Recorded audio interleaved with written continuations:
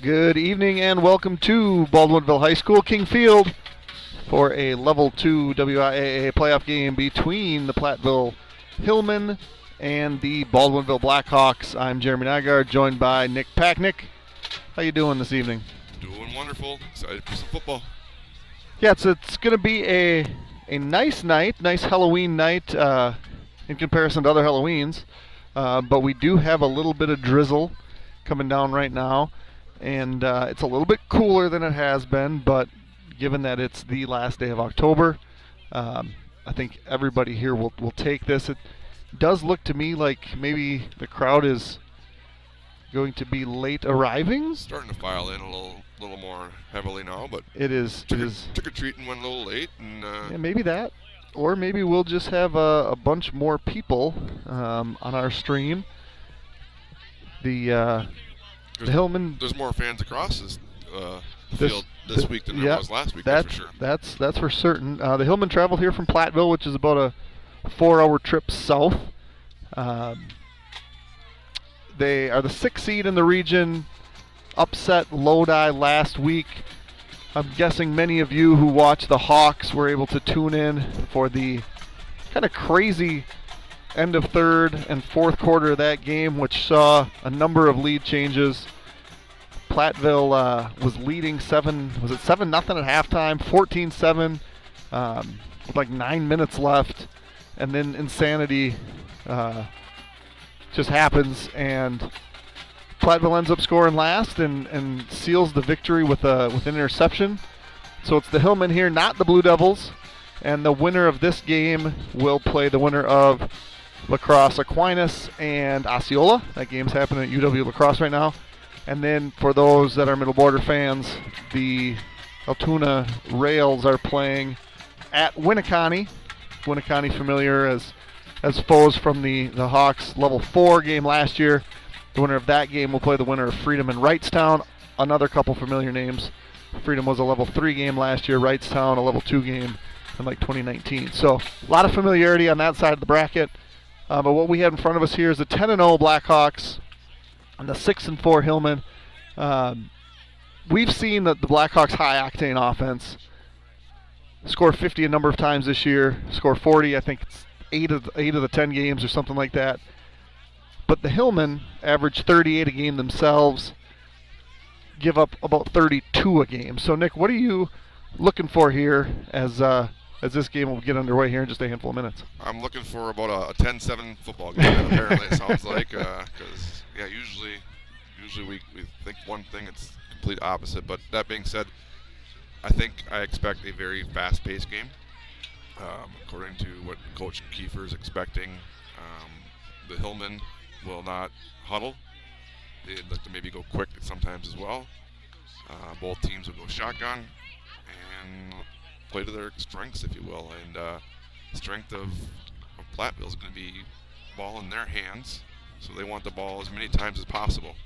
So, like, when you play a team that doesn't think they can outscore you, so to speak, they're going to try and limit possessions, where a team that's going to try and outscore you is trying to maximize possession. So I would expect them to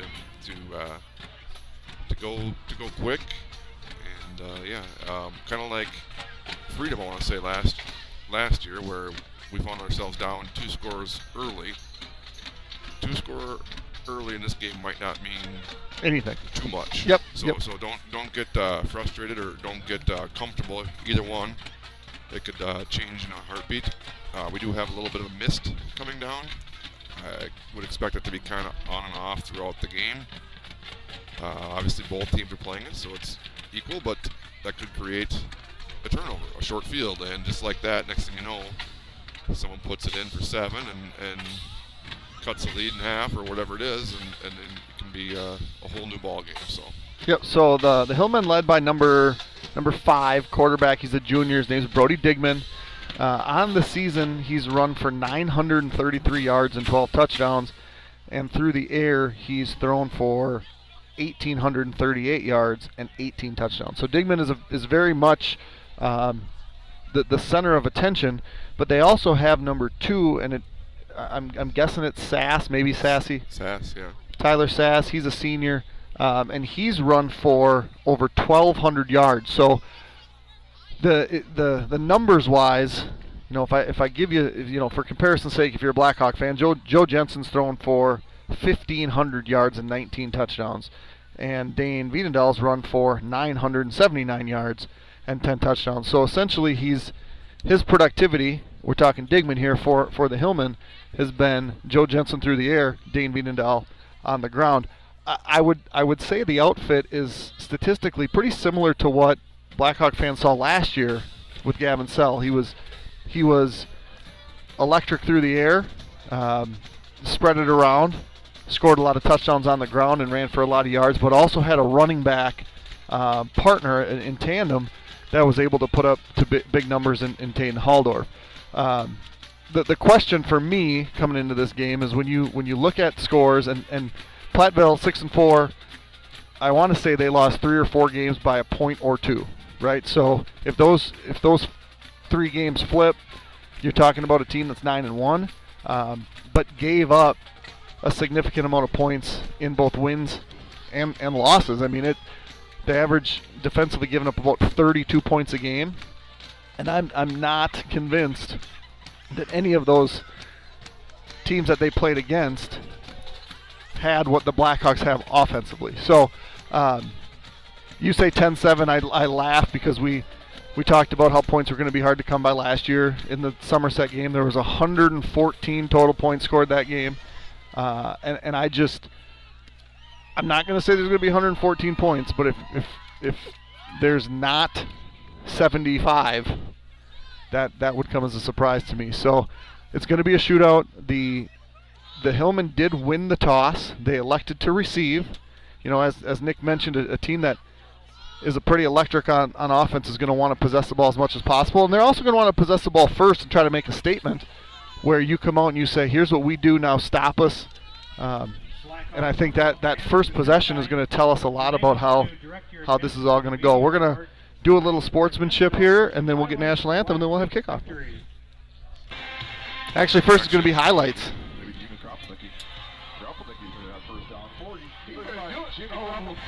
Jamie. Find his way to the end zone later in the game. Yeah, well deserved. We'll probably see that, but I do expect to see Dane Wiedendahl back in his normal position, so we're going to see Jimmy in his normal tight end position. But don't be surprised to mix in. It's a different, night and day kind of a running too. And so I won't be surprised to see maybe not a full possession, but a play, not a full series, but just Jimmy Kropelnicki getting a few carries. You don't want to put Dane out there 100% of the time, and that you went through the numbers prior to, like just now with the stats wise. Dane's also missed a couple of games. Yep. He could have probably maybe played last week. I think he wanted to play. Yep. There's a game earlier that he missed too. So his stats are a little skewed with only playing 8 games as opposed to 10. Right. For sure. So. Other injury updates: Drew Wiedendahl, who went out against Prescott. Looks to be suited up, which is progress, but in some pregame conversations, it doesn't sound like he is back to good. I think he's going to see what he can give. Ryan Aho will be out tonight.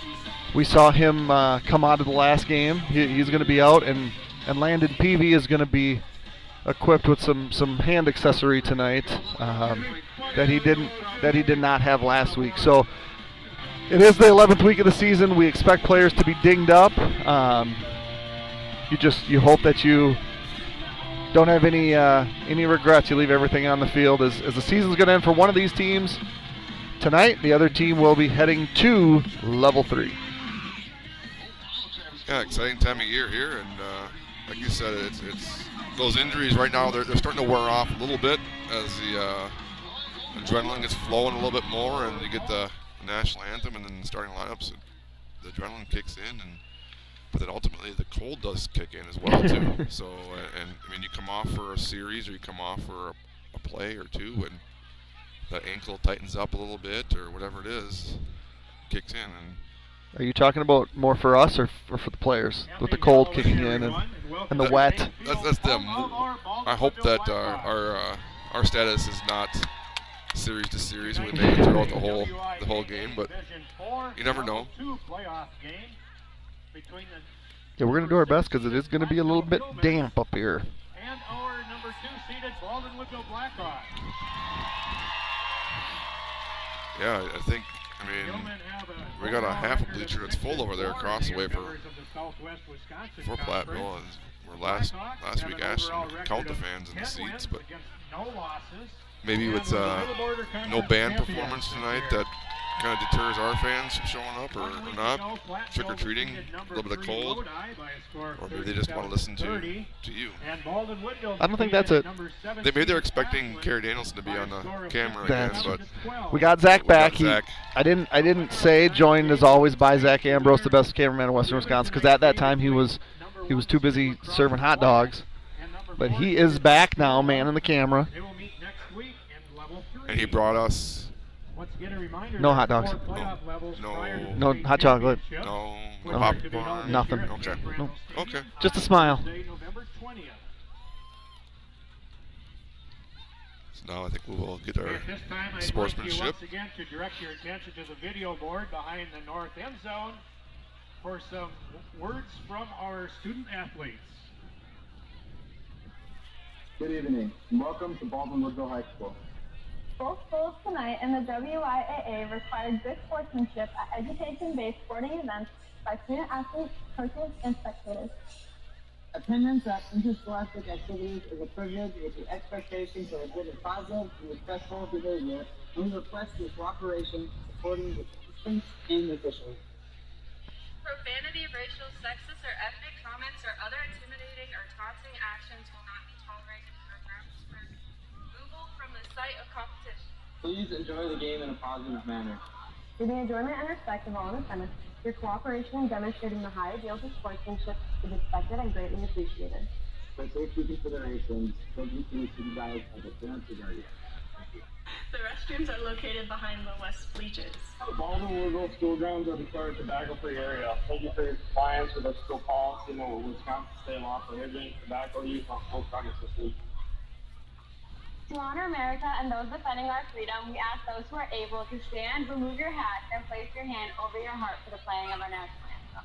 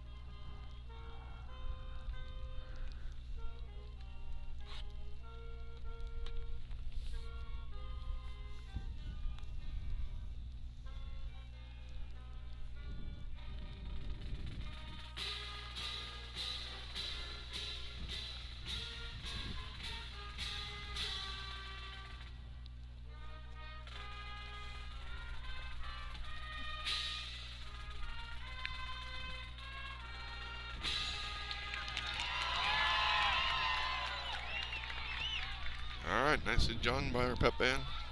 Platville won the coin toss this evening and elected to receive the opening kickoff. Baldwin-Woodville then elected to defend the north end zone to begin tonight's game. So again, I think was it this last week, Jeremy, that the all conference was announced and stuff, and we'll talk about more of that as we get going. But first of all, our visitors. Yeah, it was. 2 weeks ago, was it? The Hillmen have decided to be introduced as a team. So I want to say it was last week, and I think the all region stuff may have already happened, but yeah, number of all conference players for the Blackhawks. And now I did not happen to write them all down. The starting defensive player And I will not remember all of them, but in numerical orders. I'll see if I can. He's a junior defensive back, number 3, Aiden Foster. A senior linebacker, number 5, Brady Hansen. A freshman defensive back, number 16, Luke Jenkins. And as usual, the Blackhawks Senior defensive announcing their back, defense. number 18, Brody They will not Everett. announce Drew Vienendahl again. Sophomore defensive back, number 20, Brody Everts was Dino. all conference. A senior defensive back, number Pretty sure 25, Dane Vienendahl was all conference. Yes, he was. A senior defensive lineman, number 52, Trevor Murdoch. Murdoch was definitely all conference. A junior linebacker, number 54, Jake Johansson. A senior defensive end, number 62, Drew Vienendahl. Drew Vienendahl was all conference. A senior defensive lineman, number It is 72, awesome. Alec Boyer. Alec Boyer, I want to say. All conference And offense. senior defensive Okay. end, number 84, James I believe. Kozelnicki. And Jimmy was two-way all conference as well. Blackhawks is Dan Kiefer. Dan Kiefer, not coach of the year. Jordan Lehman, assistant coach of the year. Former Blackhawk. Was coach of the year, though, correct? Newton? Yes. Scott Newton. Yeah, I thought you were saying Jordan Lehman was a former Blackhawk. Yeah, he did play. He played for the Hawks. Which Hawks? Is he Our like, officials What? working tonight's contest What? are Jordan- Michael Anderson, Mark Jordan Augustin, Lehman? yeah, is he Paul from Baldwin? Jansen, Yeah. Oh, I Terry don't know. Smith, and Chuck Wallach. I want to say class of 2013. Could be wrong on that.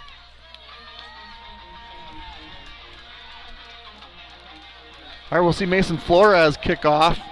Mason joined the team, I don't know, 3-4 weeks into the season and has been a revelation. Number of touchbacks. Yeah, and again, it's a steady mist here. It might be heavier now than it was pregame. But, It's heavier now than it has been all day, with the exception of when I was driving to work this morning. It was probably about this heavy. If I'd have known that it would have done this, we'd have covered our stuff up. We are in the elements tonight, Nick. Everything's going to be a little bit wet. We'll do our best to keep it rolling. Something short circuits, well, that's just what's going to happen. Thank you, Mr. Benny Campbell, though. I appreciate that. And he did send me the roster. He said to Jeremy Warner, though, not to Jeremy Nygaard. He said, sorry, wrong Jeremy. That's okay. I don't check my phone. All right, and we're underway, level 2 football. And it's going to start with a touchback. That's 4 yards deep, Flores. In the rain, in the cold air. 1st and 10, Platville. And while we do that, let me tell you all about our playoff sponsors here at Blackhawk TV. Oh, my paper's all wet. This one is going to be not good. I can't peel it apart, Nick. While you're peeling it apart quick, I'm going to say that the biggest difference I thought last week was, go ahead, now you got it. Yeah, they're going to start. So you do your thing. Trips here to the left. Look at this way to the boundary here. Single up to right. They're going to look to air it out right away. One-on-one coverage up top against Janke. They're going to try and take advantage of that. Or No, I think they'll probably just run the ball. bubble pass out here to the boundary. Dockel going to tackle him in backfield. Pass completed to Jordan. I'll go back since you got your sheet put away. That the kickoffs last week between Platteville and Lodi, both teams were starting in very good field position. So the difference tonight when you got to go 80, 70 yards as opposed to only going 50 to 60. So second play up the middle. Met by Brady Hansen. Brady Hansen also in the backfield, right at the line of scrimmage. 3rd and 11, opening possession here. Kingfield just turned into a wet Kingfield. Yeah, the nice thing is with the turf, there's not going to be, like we talk about weather being an equalizer, sometimes the field conditions the equalizer. The field condition is going to be great all game. Not cross the imaginary line of scrimmage there, so. Are we bringing it? It looks like Aiden might be bringing it from the top of the screen here. Dickman, again, only a junior No. quarterback. Rolls out to his right. He's going to pressure from behind, and he's going to go down on an open possession. It's going to be a 3 and out. Blackhawks. First possession. Stopped a quick pass. Stopped the run. Sacked the QB. Force a punt. Now, how ambitious are you as a play caller here at special teams? Are you saying let's go after it. Let's just get the punt and not do anything stupid. Let's take the 3 and out. Whatever we get field position with 10 minutes to go in the opening quarter is a win.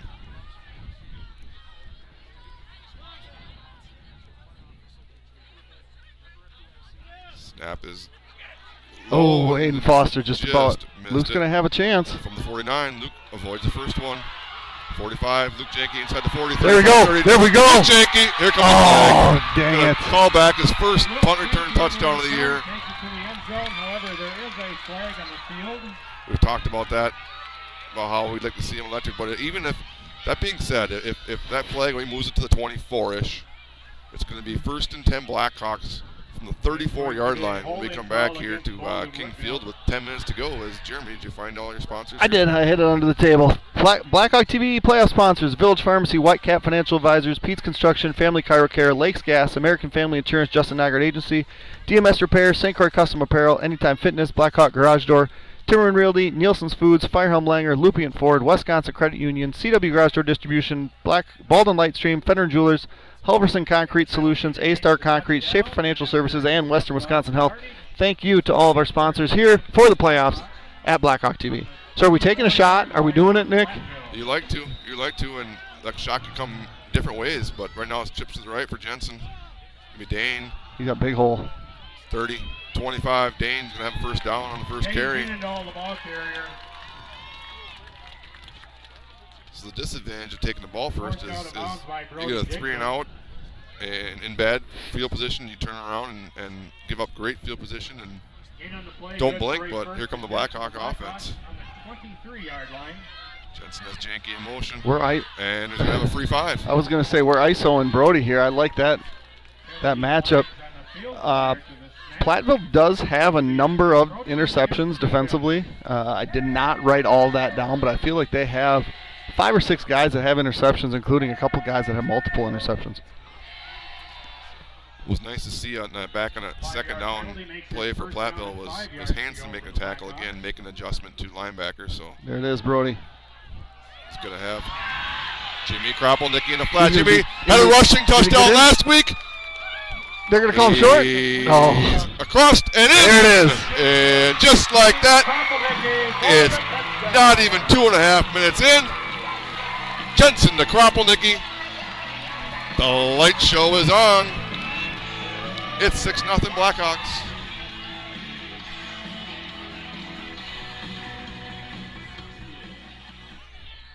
So we had the Jimmy Kropelnicki rushing touchdown last week for his first touchdown. Long overdue, and doesn't take him long, and he gets the receiving one here tonight. Yeah, and Brody Brody, it looked like had a chance, and he was not option number 1, but totally cleared that whole side out. And Jimmy just won a foot race to the end zone. These numbers are pretty balanced out right now. We'll see what they. I think. False start. I think Janke might have started a little early. Offside defense. Never mind. We've got encroachment by the defense. So now do you go back to your main? No. For that will be half the distance. No, if you can make the push from 3 yards at a very high clip, you better be able to make the push from 1.5 yards. I meant do you go back to your main offense, and just because again 1.5 yards. No, I Dane like does this. return back to his normal position over there, waiting for it. Gets a toss. He's trying to get to the edge. Jimmy's going to block. Dane cuts inside the block. And Dane Viendahl takes it in for 2. It's 9:48. Hopefully you got all your trick-or-treating in. You got home in time. The Blackhawks kicked off first, and they score first. It's 8-0 Blackhawks. At Family Chiro Care, we're here to help you feel your best, naturally. Our team takes a whole-body approach to health, targeting pain at source, and guiding you toward a life that's truly pain-free. From expert chiropractic adjustments to therapeutic rehab and soft tissue techniques, every treatment is evidence-based and personalized to your goals. Discover how great you can feel with care that puts you first. 715-684-2494.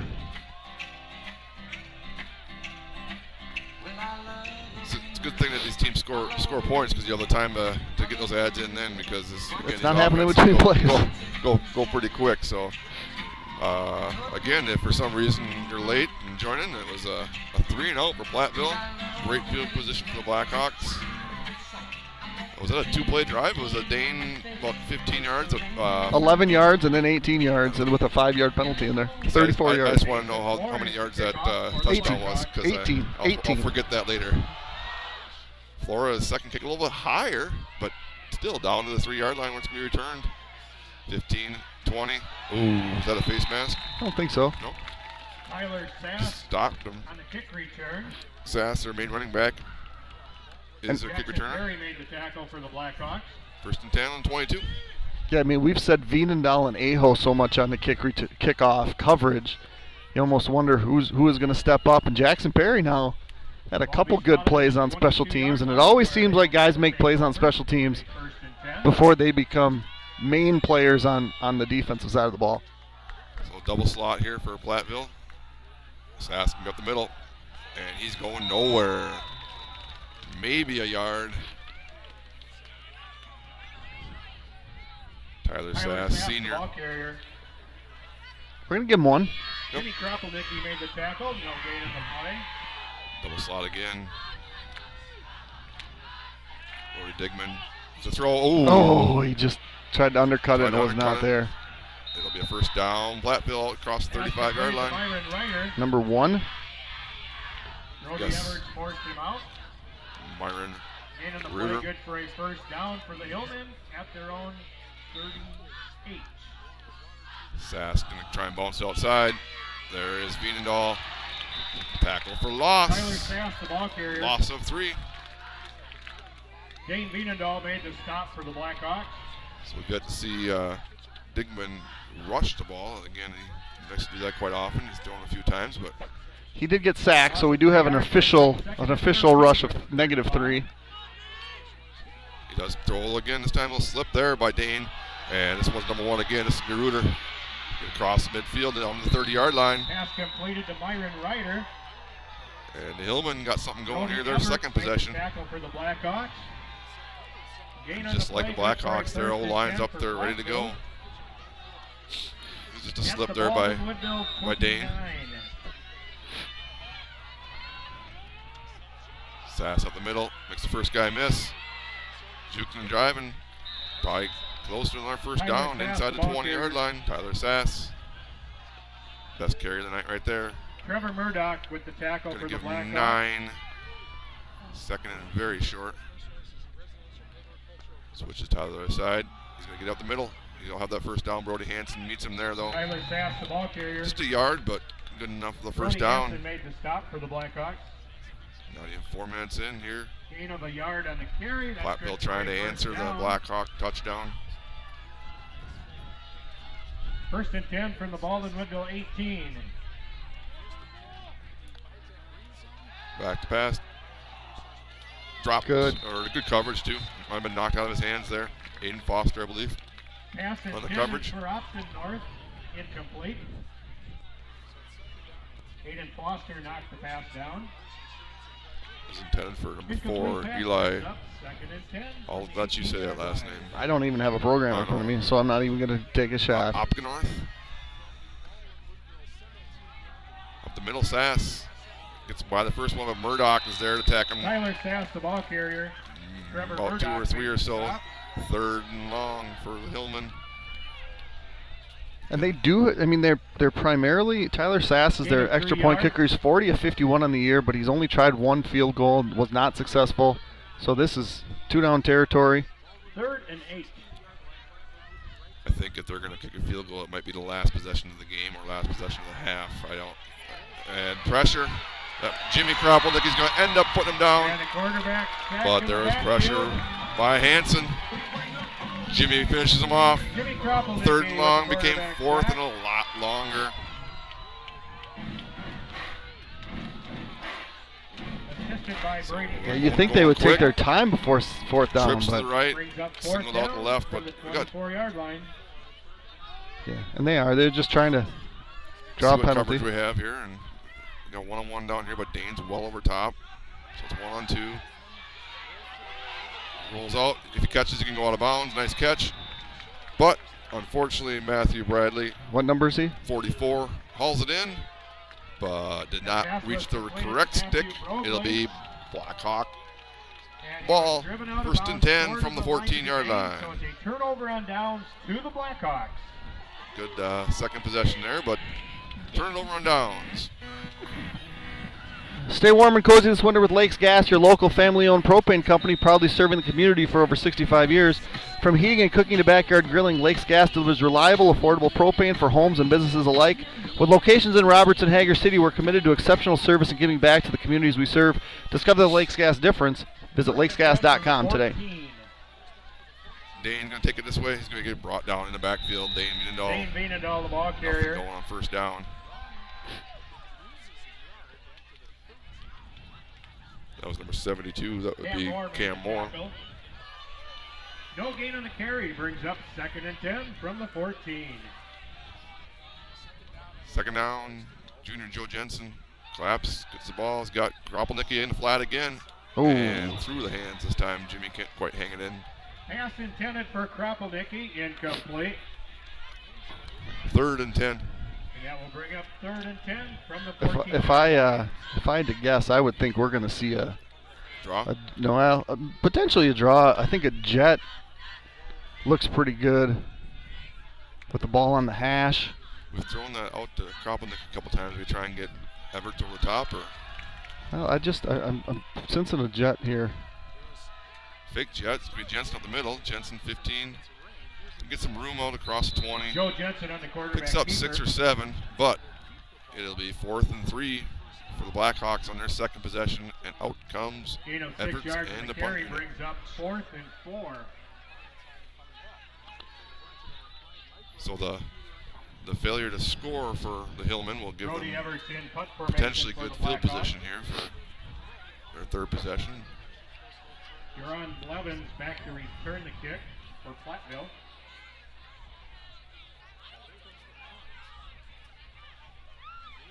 Number 3 is the punt returner, senior. Snap's good. Kick is away. End over end. If the bounce is going to be good, but Blevin takes it in the air. Avoids the first guy, avoids the second guy.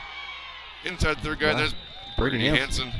Blevins on the return. And Brady Hansen hit him good enough, and he's going to remember that hit. Slow to get up. That one hurt.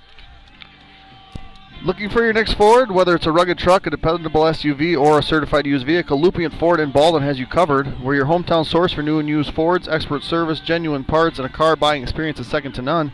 Visit us at 850 Fern Drive in Baldwin, where great service and great vehicles come standard. All right. We're just going to keep snapping the ball here. It's going to third possession here now for Platteville. Baldwin-Woodville 44. Best field position by far, starting in Blackhawk territory. Quick pass. Oh, he tried, and it was snuffed out by Foster. If he throws it right away, Foster might have 6. Pass completed to End up Myron Ryder. triple pumping. Completed to Ryder. Trevor Murdoch forced him Number out. 1. Pick up a 5 on first Gain down. of 5 yards in the pass reception. Brings up 2nd and 5. Foster read that pretty good. 39. Got right into the slot receiver. Initiated contact. This time it's going to be his first run. Well, first design run, if you will, I guess. Sorry. Brody Digman on the quarterback keeper. Picks up about 4. Aiden Foster with the tackle. 3rd and 1. That's the impressive part too. When you talk about his Gain of 4 his yards. rushing stats, Brings you up take 3rd out. and 1 I don't know how many for times he's been Baldwin-Woodville sacked throughout the year, but you 35. take those out, and obviously he has a few more rushing yards. Digman gonna try and come this way. He gets spun around short of the line to gain. Digman on the quarterback keeper. Brady Hansen made the tackle. yeah, 4th and 1 I now. believe that was Will 62. Is that No gain on Sorry, the that's- carry. Brings that's, up 4th and Vienendahl. 1 Heck from yeah. Baldwin-Woodville 35. Drew Ward, Daddy Vienendahl. spun around 4th and 1 here? Gonna be probably a hard count. We do it. Well, if we didn't, I'd be We calling do it for him. often, and it's going to be a first time out by Platteville. 4:15 to go, opening quarter. It was Jensen to Kropelnicki. 2-point conversion successful. Blackhawks lead 8-0. When your ride needs work, don't mess around. Bring it to the pros at DMS Repair. We specialize in ATV, UTV, and snowmobile repairs, from full engine rebuilds to drivetrain upgrades. Need performance? We've got clutch kits, ECM tunes, turn signal kits, rims, tires, you name it. We work on all major brands, and with our advanced diagnostic software, no job is too big or too small. DMS Repair, get back out there, stronger than ever. Looking to buy or sell a home? Trust the team your neighbors have trusted for years, Timmerman Realtors. Led by Don and Andrew, Timmerman Realtors brings generations of experience and a personal touch to every deal. They're not just agents, they're part of the community. Whether it's your first home or your forever home, let Timmerman Realtors guide you every step of the way. So yeah, a lot of action so far, Nick. We're not even 2/3 of the way through the first quarter. We're on possession number 5. Right, a lot of action. Not much into the end zone. We had a long Platteville score, which kind of gave them this field position here on their third possession. So we'll see what happens. Well, they're going under center. Under center, which is and with a lineman in the backfield. Sass is going to take it. Sass is going to be push. The final push is going to get it to him. It's going to be close, but I think they'll give it. The far side guy's got it. This narrow side guy does not. So I don't know who they're going to spot it off of. Gain of 1 yard in the carry. This guy over here, that's what the coaching. The problem is the coaching staff over here is saying it's here, and he's saying, oh, he's got a better angle. So 1st and 10. I think he had it too, but Sass going to try and get it wide, gets out past Hansen, trips him up, but does not get him. Viendahl's going to get him down. Dane Viendahl with the diving stop takes down Sass, but not before another first down. Yeah, he made the stop for the Blackhawks. Demonstrated some good balance there. He looked like he could be stumbling and fumbling, bumbling. Yep. 22 yards later, he. 1st and 10 from the 13. Low snap, picks it up, and Digman's going to do a good job of getting back close to the line of scrimmage. Brody Digman on the quarterback keeper. Just too worried about trying to pick it up and make a play sometimes, especially on first down. Just that ball, the possession of that ball is very important right now. Yeah, and the internal clock starts to tick really, really quickly when you know guys are coming at you and you're looking down. Especially when you've been under pressure a few times. Trip to the right for Digman. Sass up the middle. Makes the first guy miss. Spins Dane around. And Sass can find the end zone. All around the corner. And just like that, Tyler Sass in from 13. And Hillman answer with 6. So we'll see what they do here. It looks like the T came out, and it is out. So they're going to just try and take that, what we call automatic point, because again he's at 41 of 42. 40 of 51, so about 80% conversion. But that's what they do. I believe they've only converted 1 2-point conversion all year. They did for sure one last week. They only had 1 on bound. I know. Last week they were down 7, scored, and went for 2 to get the 1-point lead. This kick looks wide though, and it is wide to the left. So Sass takes it in from 13 for 6, misses the PAT. Blackhawks lead it by 2. It's 8-6 with 3:08 to go. Opening quarter here at King Field. Life's full of twists and turns, but whatever comes next, Wisconsin Credit Union is right there with you. With 24/7 access through online banking, our mobile app, text banking, and even touch-tone phone service, managing your money is easy anytime, anywhere. Rooted in the philosophy of people helping people, we're proud to support local causes and spread kindness across our communities, because at Wisconsin we're not just strong, we're community strong. So Nick, we talked last week, like time of possession wise, even in a Hawks running clock game, the Hawks just didn't possess the ball a ton, and so far here we have Digman has thrown 6 passes, and the Hillmen have run the ball 14 times. So we're talking 20 plays. The Hawks have run all of 5. Partially because of the great field position gave them a 2-play touchdown. We had a 3-and-out. They had a 3-and-out, and then they had a long drive that didn't score. Now that medium drive that did score, but I'm not worried about that too yet. But it does tend to wear on you as a defense if you're out there quite a bit.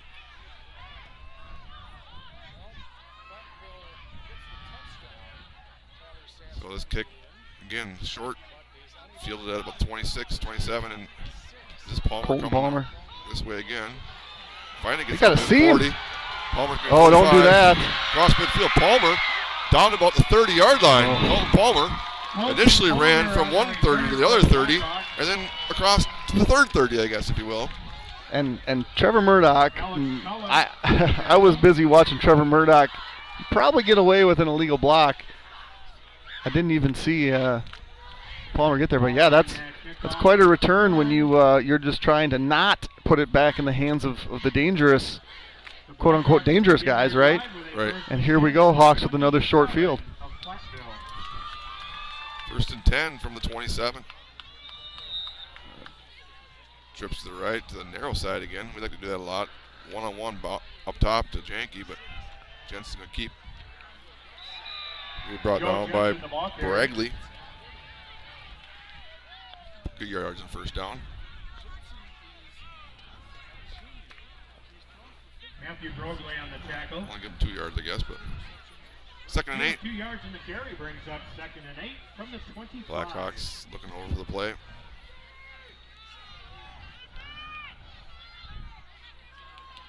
End up with 2 receivers set each way.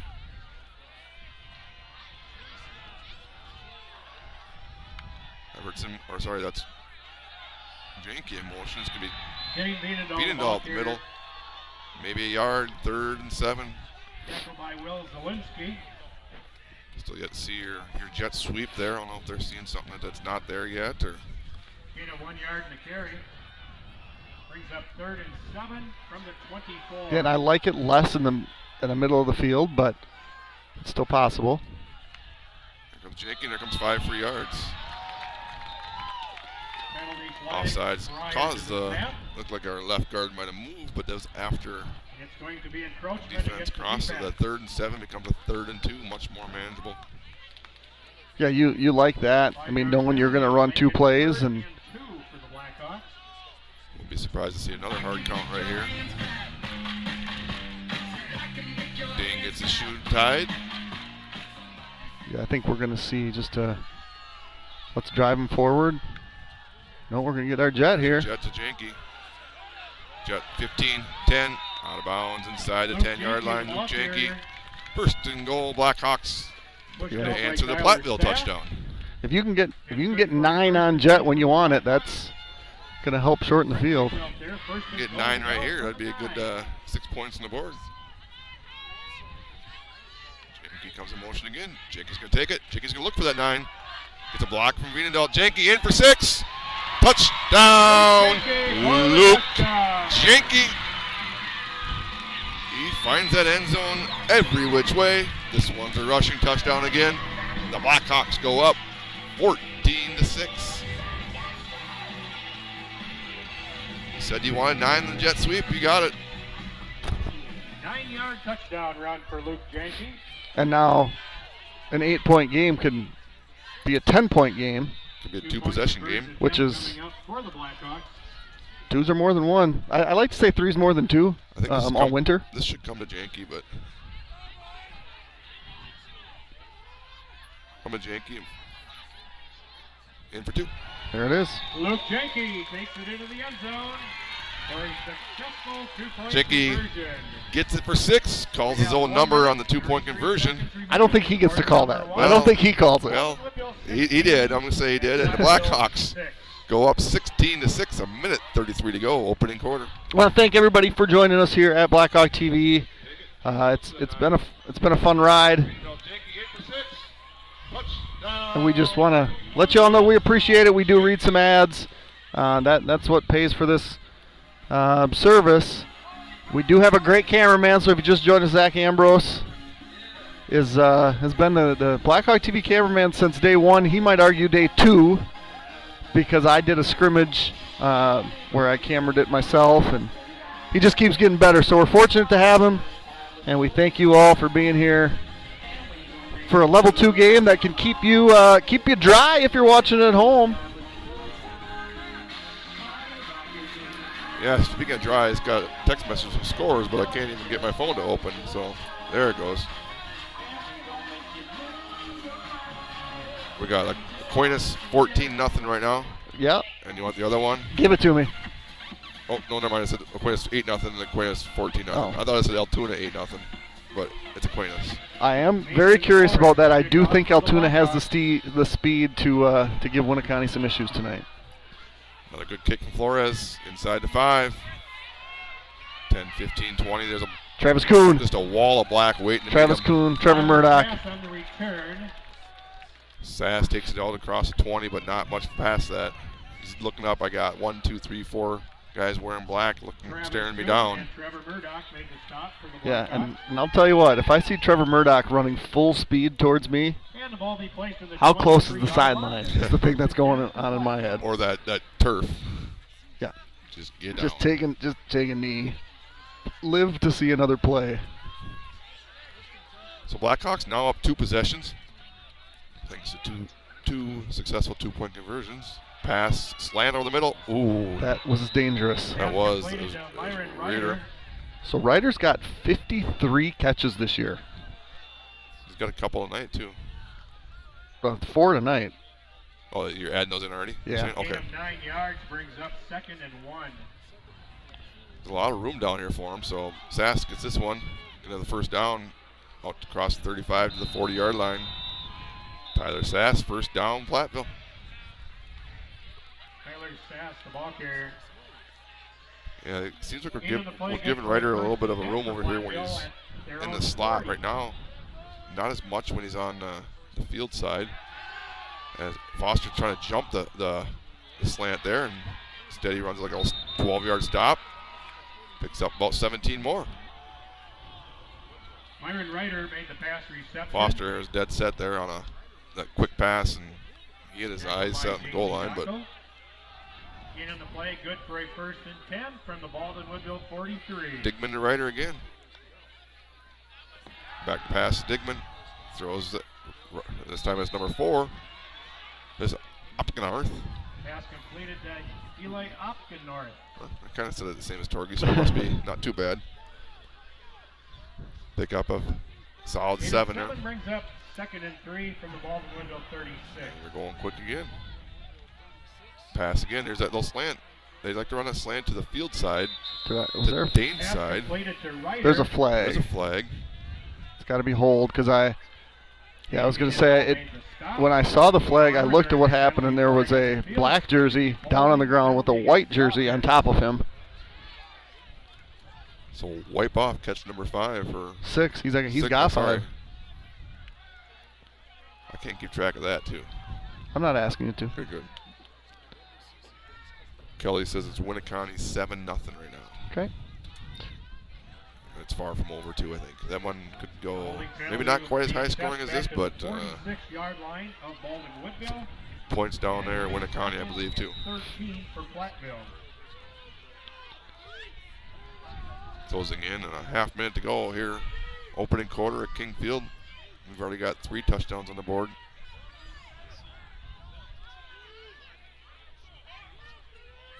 Digman going to give to Sass. Come this way, he's met by Foster and Kropelnicki. Crosses the 45, gets a couple back. Must be 3rd and about a long 11 or 12. Aiden Foster in the tackle. 3rd and Yeah, I 11. think you probably let this run. Gain of 2 yards in the carry brings up 3rd. I feel like I would maybe hard count it, but probably let it run.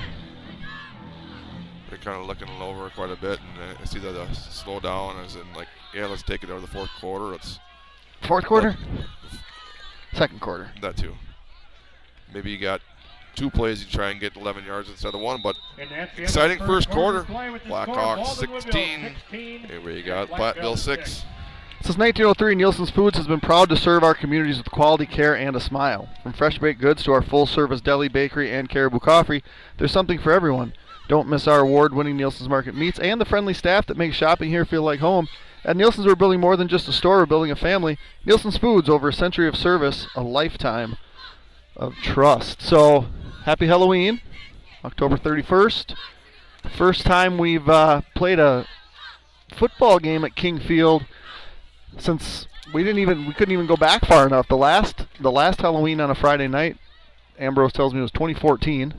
Did not make the playoffs, and didn't go back further in history. But October 31st is the day before November 1st, which is my wife's birthday.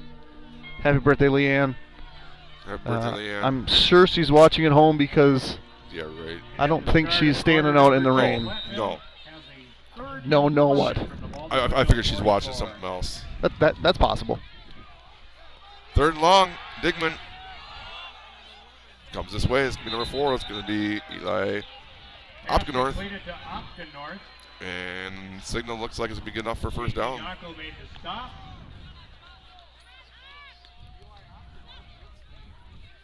So it's kind of the tale of two sides right now. It looks like Foster's trying to jump that quick pass up there. They're doing this, the quick slant to Bienendal's side. So and they just switched. I don't know what.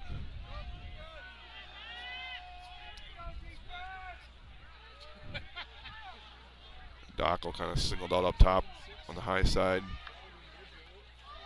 Sass up the middle. Met by Hanson and others. Pick up a 2 for Sass. So that last completion gave Digman 101 passing yards. He's 9 for 10.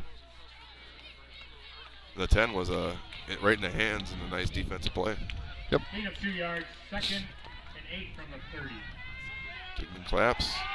Oh, nope, touchdown. This is 6, easy. Wow. Wide open, Eli Opgenorth. For the touchdown reception. There's a flag down. Roughing the passer, I would guess. So that time both guys bit on the out. Opgenorth There was a penalty flag. went deep, and there was a pitch and catch there. Personal foul against the Blackhawks for And roughing to see the what they do passer. now with trailing by 4. To me, if I'm their coach, I'm like, we go for 1, we go for 1 here. Stick to who we are. I don't want to get caught in a numbers game right now, but looks like they're going to be going for 2. So I'm wrong, as usual. Penalty was declined. Oh, no. Touchdown D is stand, out there. And they'll try the point after kick. Sassel. Try it again. It's Digman to hold. He is the quarterback. Snap. Down. Kick is up, and That's this good. one is through the uprights. And Tyler Digman to Opgenorth. and it's good. PAT's good. 11-20 Platville cuts into the lead. It's now Blackhawks 16 to 13. Woodville 16 and Platville 13. When it comes to your home or business, trust experiences you can count on at Blackhawk Garage Door, we're your local experts for garage door sales, service, and installations. Plus beautiful polyurea concrete floor coating for your garage, patio, pool deck, and more. Our coatings are completed in just 1 day and come with a lifetime warranty. Proudly serving Western Wisconsin and the Twin Cities Metro for over 20 years. We're here for all your residential and commercial needs. Contact Blackhawk Garage Door today and make your space look and perform its best. That's blackhawkgaragedoor.com. Nick, I'll tell you what I'm doing right now if I'm Platteville.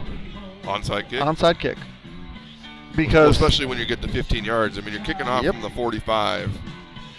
And that's, you can see them going hands team right now with hey, no, there's really not no reason not to, but you don't get really too much of the penalty, I guess, even though you do, because normally they don't kick the ball very deep.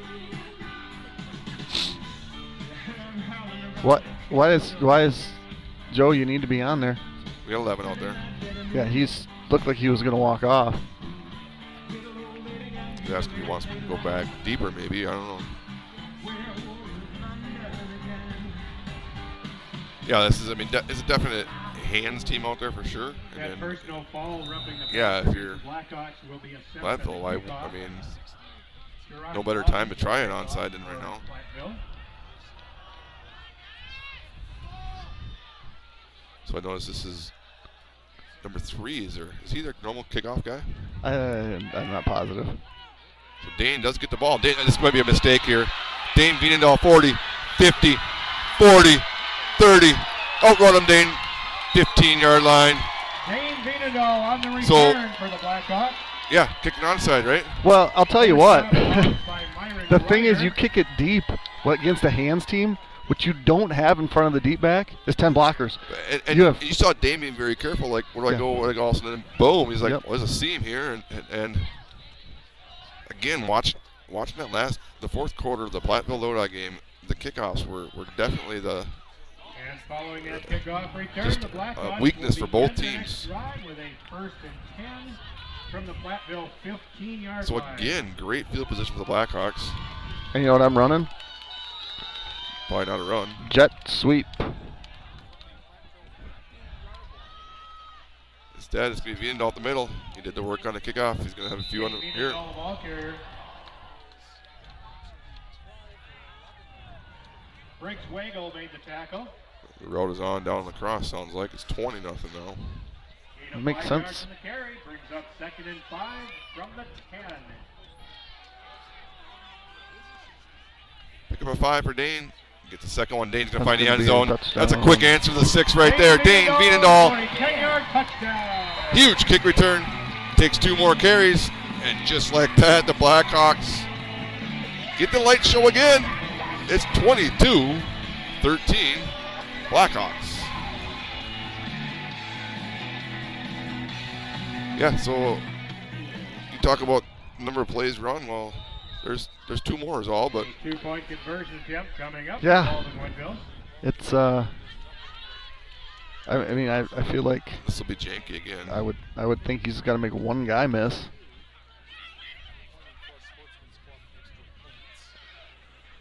Dane's going to go back to Janky's side, and Dane's going to find the end zone for 2. That's an interesting twist. Dane Viendahl, the ball carrier, takes The it into numbers the were end that zone way, for a and 2-point Dane says, "I'll just take it that way myself." I did a lot of that. I had a 10 huge minutes, kick return, 40 seconds and 2 remaining runs for a in quarter touchdown. I number might as well 2. take 2-point conversion, and just like that, the Blackhawks now up by 11. 24-13 Blackhawks. And every Dane Viendahl 2-point conversion adds to his career and single-season school record for 2-point conversions. But let me tell you about Firehelm Langer, where your goals come first. With offices in Baldwin, Ellsworth, River Falls, and Lake Elmo, we offer the expertise of a large CPA firm delivered with the personal attention of a trusted local partner. From bookkeeping and payroll to tax prep planning and financial projections, we take the time to understand your business and build lasting relationships. Firehelm Langer, local, responsive, reliable. Let's move forward together. So 13 minutes, 20 seconds, and 37 points. Yeah, you said 10-7, remember, Nick? Yeah, I did. Yep. Not that I'm into betting, nor would I ever bet on high school football, but Yeah, it's probably not a good time to have a betting on sports. I think the number that I gave was 86 on this one, over under. Yeah, it's.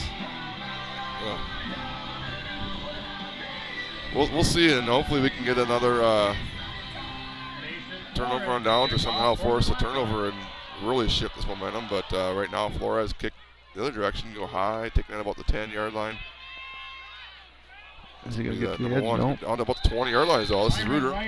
So Ryder. now there's got to be some defensive adjustments. There has to be some coverage adjustments. It's not that there's lack of pressure. If the first look's not there, the pressure's there, right? So it's not like bring a blitz, because it's 3-step. It's the same stuff that we saw against Altoona. I don't know what that counter punch is from a receiving perspective or from a defensive perspective when Platteville right now 10 for 11 through the air. Yeah, and so they had a possession where they were. Well, this is not driving. great because it's Trips 3 down on here. 2. Everett's is coming over the top now. Now it's 4 on 3. It's going to be however, Foster sneaks through, slows him down, and then Dockel's able to slip his block. So yeah, we had 3 on 2 down here. Everett's kind of came over the top towards the end. They ran a little motion out that way, making 4 on 3. They definitely had the numbers. And there's Aiden's getting down there. Sass can take this way. Wide side gets through Hans's tackle. Dane's going to spin him out of bounds. Tyler Sass, the ball carrier. 3rd down. By Dane Viendahl. 4 yards to go. So with trailing by 2 possessions, with obviously points at a premium here, like what point do you start going for if you're? I mean, Hillman. You go for everything because you haven't really been stopped aside from that first drive. And you haven't stopped him yet. I mean, I guess you did the one. The only time you stopped him was deep territory. And I feel like Sass switches sides. The roll to his left. Back across. That's the problem. There it is. That's Brody Everett. Read that one right. That's what we talked about needing right there. Brody Everett steps through. He has yet to call one in offensively, but he takes one defensively. Blackhawks again great field position, just inside 10 minutes to go in the first half, and that is the Blackhawk turnover, and Blackhawk turnover still brought to you by Pac-Man's Concrete. All your concrete needs, get a hold of Nick or Jason at 612-804-5222. And now you said Brody Everts hasn't taken one in. I bet he's going to stay at the bottom of the screen here. Oh, nope, he's going to go to the top of the screen. I'm a proponent of taking a shot after a turnover. We've seen Aiden Foster. We've seen Aiden Foster with a 3-touchdown game. Might it be Aiden Foster here? He's got plenty of room down here. Oh, Dane. Dane's wheel 6. Answer, touchdown, 30 with just over 2 minutes to go in the second quarter. So I want to say, was that the exact play we kind of talked about on Monday night? No. Okay. I don't think it was. I think he's got another one queued up. He's talked about that one, and I know I saw what the defense came there, and that was, it might have been before you got there. Maybe. He said this will be 6. No, that was he says it every week though too, and usually he's right. He did have another one queued up, and we'll see that one if he goes there. He might. Dane trying to go this edge this time. He might be a little wore out. Tackled short. It was a wheel route to Veenendahl. Everts the interception. Jensen to Veenendahl, and it's a Blackhawks 30-13 over Platteville. And as much as you like to convert on that, having a 17-point lead it's still 3 possessions. Correct. So there is that. Yeah, so the Hawks now with what do we got? 4 touchdowns on 1, 2, 3, 4, 5, 6, 7, 8, 9, 12 plays. So take away their 3-play non-scoring drive. 4 touchdowns on 9 plays. And also take away the 5 plays they didn't score touchdowns on. It's 4 touchdowns on 4 plays. If we're just arbitrarily assigning they're scoring drives, I'll say. Their scoring drives are 4 drives for 9 plays. Yes. And now, if I'm Baldwin, I kick an onside. Do you? Why not? Because Mason Flores has a rocket foot, and the coverage has been great. I know. But their heads are down right now. Okay, I don't, but that would be very interesting. It would be a move. It's just not one that I would make. Wow. Yeah. 30-13. We're now at least over 14 minutes to go in the game, or into the game. Mason Flores to kick off. Flores high and ran down to about the 8. Crosses the 20, and who's met there? Slips a couple, slips another one. Going to get out close to the 30-yard line. That was Sass. Main Parimbo on the tackle for the Blackhawks. Blackhawks leading by 3 scores. Let's see how Platteville comes back. And again, 3 scores can change super quickly. So it was just a 1-score game, and then Blackhawks scored quick. Interception, score. So we've seen Platteville score quickly, and trips down to the narrow side again. One way to the wide side. 1-on-1 against Janke up top. Sass up the middle. They're trying to spread us out. The strength of this defensive run stop is our front 4, and they're trying to spread them out and isolate, eliminate those numbers, but it's going nowhere for them. Yeah, they carry out fakes. I mean, you've seen Joe do it, but I mean the receiver's jumping up like the ball's being thrown. Sass up the middle again, and again doesn't even reach the 30. We saw this on their opening possession when they went 3 and out. There's a couple runs. Trevor Murdoch made the tackle. Yeah, Sass has carried the ball 15 times already, and now we're going. I was going to say it's got to be empty, but they're taking a guy off the field.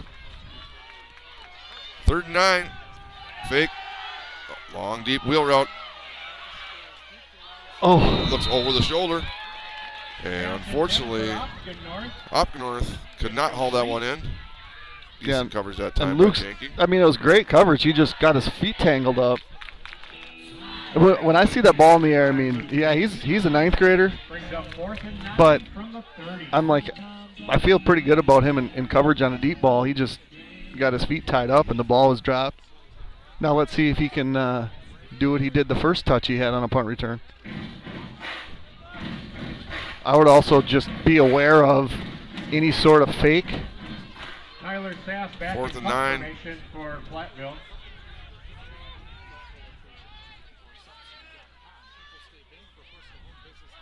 There's a snap. And the punt is away. And there comes a flag. It's the only thing you don't want. A roughing the punter? And the legal block. Here comes another flag. Luke Janke on the And here return. comes the 3rd flag. There are multiple flags on the field. And they're all on the Hawks, so it's going to be Platteville ball. Personal foul, automatic first down. Is it still the 5-yarder or not? Yeah, they do. So there's running into the kicker, yeah. So it's only a 5-yarder.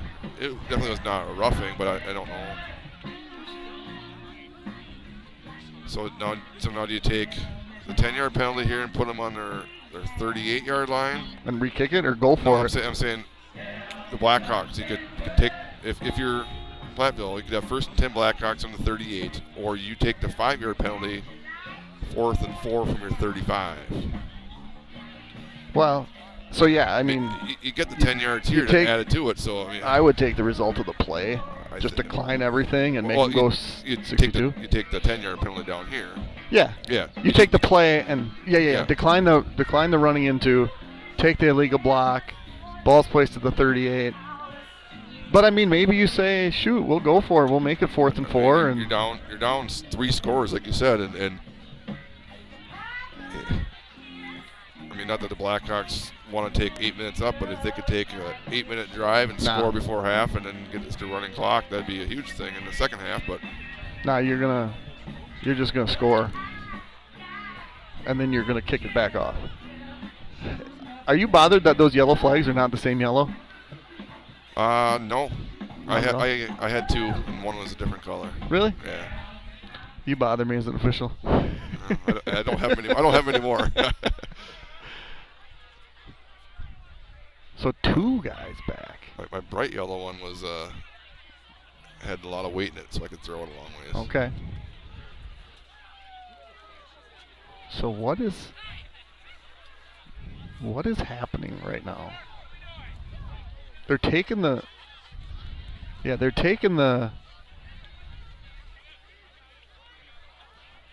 Blackhawk offense is going to be on the field,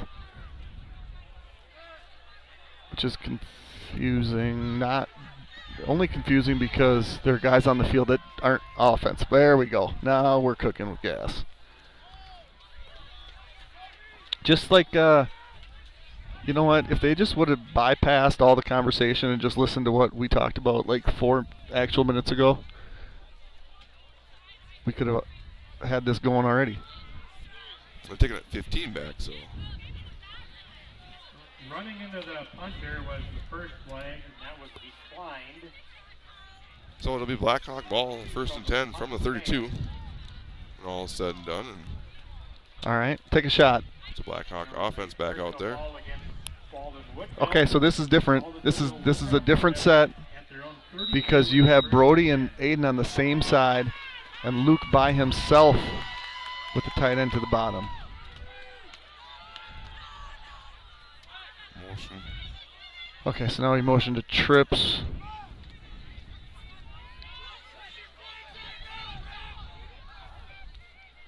Jensen flips over Wiedendahl to his right, so everyone's right. Run down this way. Dane's across 35. Out to about the 39-yard line. Dane Wiedendahl picks up 7 on 1st down. Joe Scanlon on the tackle.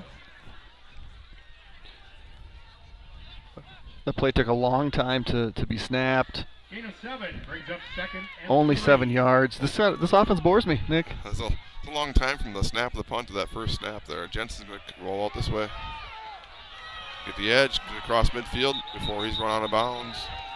Joe Jensen, the quarterback keeper. Another good run. That was an interesting look.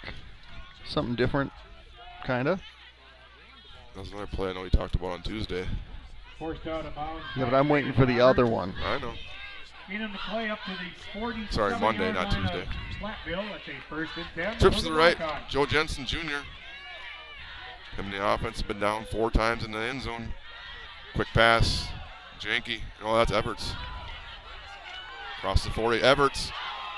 Down to the 30-yard line. Brody Everts, his first pass reception.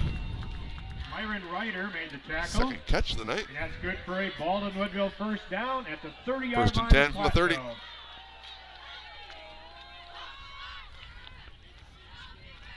Jensen's very efficient, too. I mean, not the yards, but he's going to run up the middle. Bounces out, 25. There's your little kind of somewhat of a Joe Jensen, the ball carrier. Jonathan Taylor. Yeah. Myron the old jump cut. Joe's upset about something, but you pick up 6-7 on first down. That's pretty good. Did you just do that on purpose? From the 23. What? How many yards did he pick up? Okay, never mind. 7. What'd you say before that? I don't want to say it again. Son of a gun. I did not say that. Timeout on the field taken by Platteville. Timeout Platteville, they're second and a half. Trying to figure a way to stop this potent Blackhawk offense. Right now it's 30-13. Blackhawks still over 7.5 to go opening half. So you talk about adjustments that we need to make against their passing offense, if you will. What about Platteville defense? They got to make some adjustments. Yeah, I mean, pick your poison, right? I mean, Brody Everts hasn't done anything, really. Dane hasn't really come unleashed yet. It's been short fields. It's been quick strikes. It's beyond making adjustments. It's 4 touchdowns on 15 plays at this point, right? Yeah, I mean this short and short fields, and which again kind of goes back to me when you're trailing 17 and you got a chance to go for a 4th and 4. I don't know that 35-yard line or whatever it would have been, but you're just giving the ball back to a team that you haven't stopped yet, essentially. Dane's going to take it. 20, jump cut. Inside the 15, and another Blackhawk first down. So. Robley on the tackle. In case you're wondering offensively right now, Drew Veendal's not out there. Janky on the speed sweep again. Janky's going to find the end zone for the second time. That's here. a great block by Jimmy Kropelnicki. Luke Jenkins. Oh, what from what? Murdoch. After the play. After the play or during the play? Oh, it's during the play. It's going to be block in the back.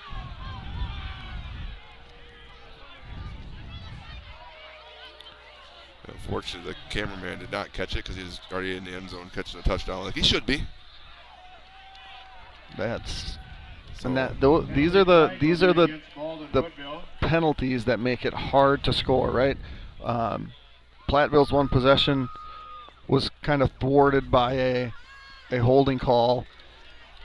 You got basically 4 plays to get 26 now. We've seen the Hawks do it, but it's... Yeah, that was way behind the play. I don't know.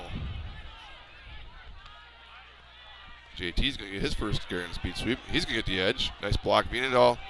JT cuts it up. JT find the end zone. Let's go, JT! End zone. Okay. Just 10 more yards is all. Different guy in the end zone. Same result. Blackhawks into the end zone the 5th time already. It's 36-13. Blackhawks, we got a Platteville guy down. Unofficially 21-yard touchdown run for Wait. JT Dockel. 21? Was that? Unofficially, I don't know. Bring it back here. Maybe I thought I said 26, but I've been looking down at the paper more than. Can you bring that back for me? Do you have? And a 2-point conversion attempt coming up for the Blackhawks. 2-point attempt here. Okay, it was 21, not 26.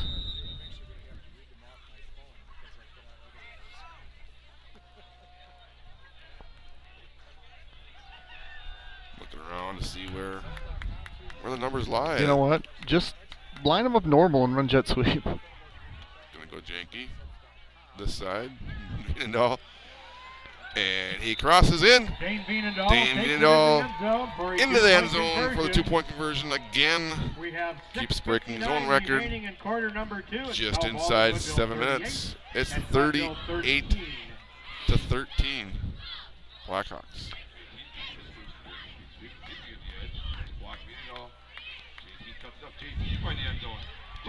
JT. End zone. Okay. Just 10 more yards is all. Good call, Nick.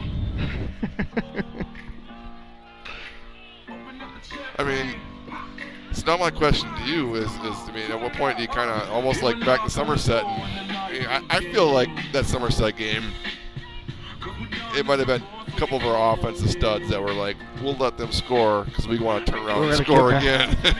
Yeah. Like, we don't want a running clock here. We want.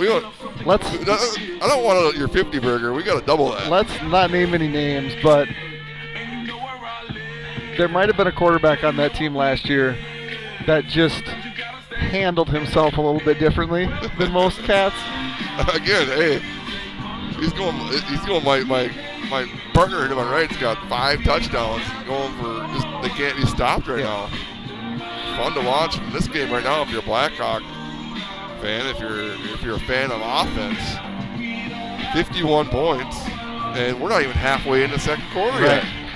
Speaking of last year's quarterback, I talked to his father, and he said, hey, there's some injuries at the linebacker position, so Gavin is suiting up and probably going to play a little bit tomorrow. Nice. Get Flores some down coverage. to 5. It is just again, just a wall of them. And again, they start their own 20.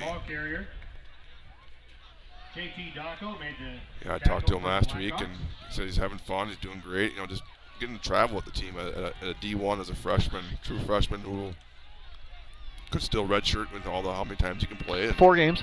Yep. And the ball will be placed at the 20-yard line if they first hit. So he's loving it. So good luck to him out in North Dakota. Which is funny because nobody ever has loved being in North Dakota.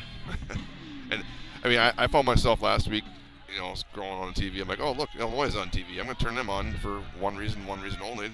And Brett Bielema. Wait, no. What's that? Brett Bielema. Eli Coonan, sure baby. Enough, Eli was out there and was telling the wife, yeah, that kid there, he's from Baldwin, so. Pick up a 4. Platville. Hate to say desperately need to find the end zone, but they desperately need to find the end zone. They really need to find the end zone. And it might just happen. They can score a quick little pressure here. Gonna evade. That's one thing. He might have. Does he have negative yards? I mean, I know that sacks count, but for being their leading rusher right now, he's not got the ball, not really gotten going rushing wise. So that rush was worth 2 yards. He's at negative 6. 3rd and 4, and we got a whistle. And the quarterback was not quite snapped up properly. Actually, let me take that back. Negative 8. 3rd and 4. Digman claps, but no snap. So here we got like Foster taking away the quick slant, and you got Everett over top. Yeah, I think Foster's less about taking away. He's okay. Oh, what's he gonna do? Sass gets it, and he's gonna go Who's nowhere. that? Who is 72. that? Who is this? Lucas Boyer. Tyler Sass, the ball carrier. Alec Boyer on the way. Alec Boyer. On the tackle. A loss on the play. So a loss again, and the defense adjustment we made, if we made one, is we made them run the ball again. Up 4th and 7. But they've kind of tried to they're persistent on getting their running game going right now, and Digman hasn't still thrown an incompletion since you mentioned it last time. I don't think, maybe one, but I know that last one was more of a QB scramble, but still. That's the thing that's beating them right now is they're just, I hate to say they're running the ball. Snap is back. Kick is away. Going to his right. Here we go. First guy miss. Here we go. And substitute the second guy. Stiff arms the third. Let's go, Luke. 40, 30, and down Luke at about the 25-yard line again. Blackhawks deep Forced out of bounds into by Hillman Byron territory. And if you think Luke Jenke's fun on a football field, just watch him on a basketball court. I probably will.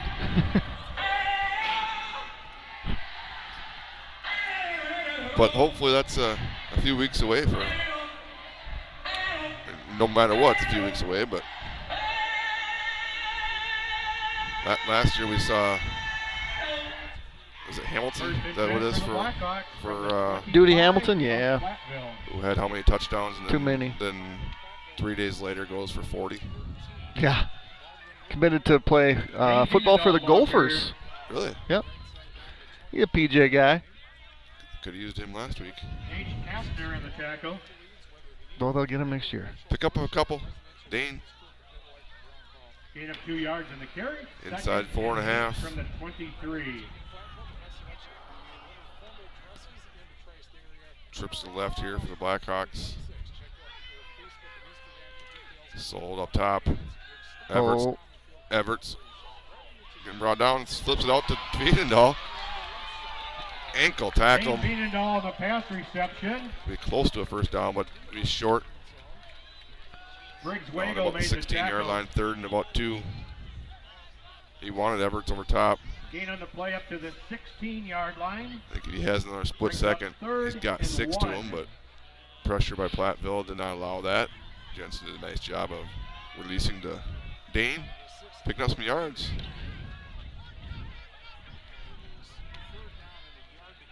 Still, and don't jump over there as the Platteville coaches. And I'd like to see Jimmy get a carry here. You might just get your wish. Nah. It'll be Dane. Dane might find the end zone yet again. 6 more points. Dane Veenendahl. I lost count of how many points you have this game. Touchdown run for the Blackhawks. It's 44-13. Dane Veenendahl in for 6.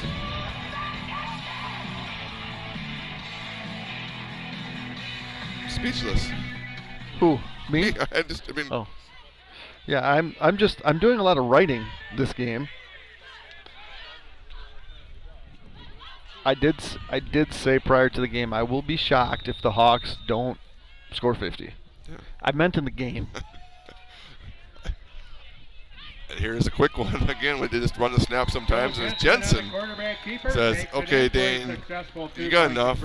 I'm going to get 2 myself. With 3:17 to go, it's Baldwin 46, Platteville 13.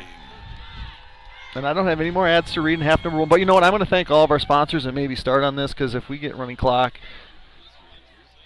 Village Pharmacy, Whitecap Financial Advisors, Pete's Construction, Family Chiro Care, Lakes Gas, American Family Insurance, Justin Aggard Agency, DMS Repair, St. Clair Custom Apparel, Anytime Fitness, Blackhawk Garage Door, Timberman Realty, Nielsen's Foods, Firehelm Langer, Lupient Ford, Wisconsin Credit Union, CW Garage Door Distribution, Baldwin Lightstream, Fenner Jewelers, Hulverson Concrete Solutions, A-Star Concrete, Schaefer Financial Services, and Western Wisconsin Health. Thank you to all of our playoff sponsors here at Blackhawk TV. We will, and I mean this might be putting the cart in front of the horse, but we will travel to La Crosse next week, assuming that we can hold on to this lead. We have broadcast from La Crosse UWL before.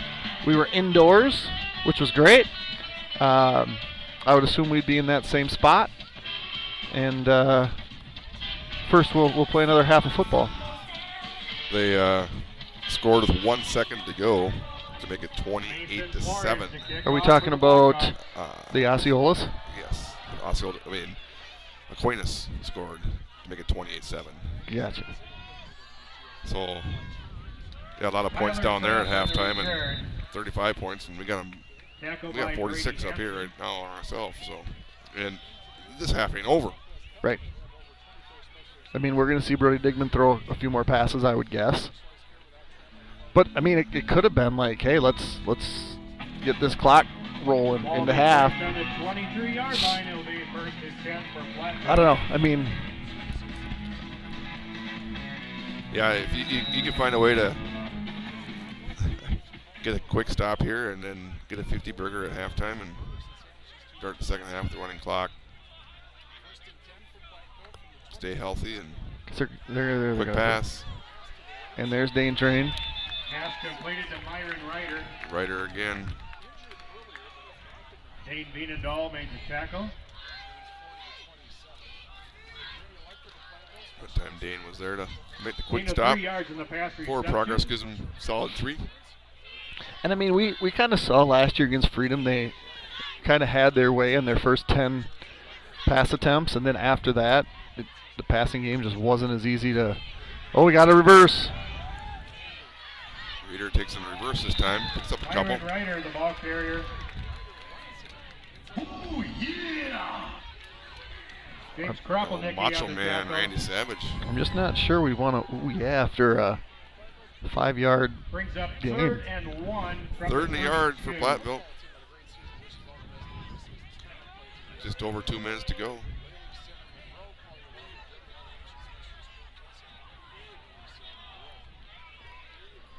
I'm going deep here Flip him around. because I'm going to go for it on 4th down. Quick pass over the middle. High floater. Pass intended for Ryder. Ryder. Incomplete. Quick pass. You can't. You can't. They're not. They are.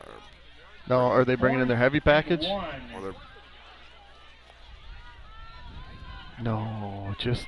yeah, I think they are because they got the quarterback still out there. So Digman went over to get the call. Good. He's coming back. Minute 57 to go. Still opening half. There's not that much water on the camera, but the scoreboard is correct. It's 46-13. You just pop in to get a score.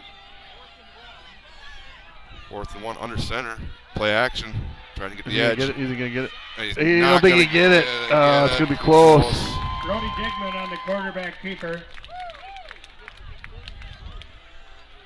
Dane Vienendahl made the Dane tackle. was there waiting for him, and depends on the spot of whether or not they get it or not. The Yeah, deep. tale of two sides. Everyone over here is saying, what kind of spot did you give him? And there's no way he got it. And They just motion him forward. first down. Platteville. Again, they've already used 2 timeouts. You're But gonna play good for a 1st and 10. they're used to going quick as well, so not worried about time right now. They just need another first down. Trips to the right. They got to throw it down to the bottom. I mean, it's 4 on 2.5. He kind of backs his way for a yard or 2. Digman, the ball carrier. There's a lot of things that slows their quarterback down a little bit too. He's worried about helping up Vienendahl, who's out there still. And playing Drew inside, Vienendahl so tackle. I mean he's spent most of his time on the outside. Boyer spent most of his time on the Gain of inside. 2, 2nd and 8. Fake. Stop route. Oh, up. Tough drill. Oh, Foster was backpedaling Pass up to broken get his up hands by on it. Aiden Foster. Incomplete pass. And Brings off up the 3rd helmet of the and 8. offensive player and almost to 35-yard the line. JT Daku, who kind of has a knack for that ball back there. And once he gets it, he's got a knack for the end zone. he does. Double slot again, 3rd and 9. Quick pass, Foster right there. Good job, again. Aiden. He's done that a ton this year And lately. again, pass broken up by Aiden Aiden Foster. Foster. Denies him again, and this time they will send out the punt unit. 72 seconds left. It's already a 33-point game. Incomplete pass brings up 4th and 8 from the 35-yard line.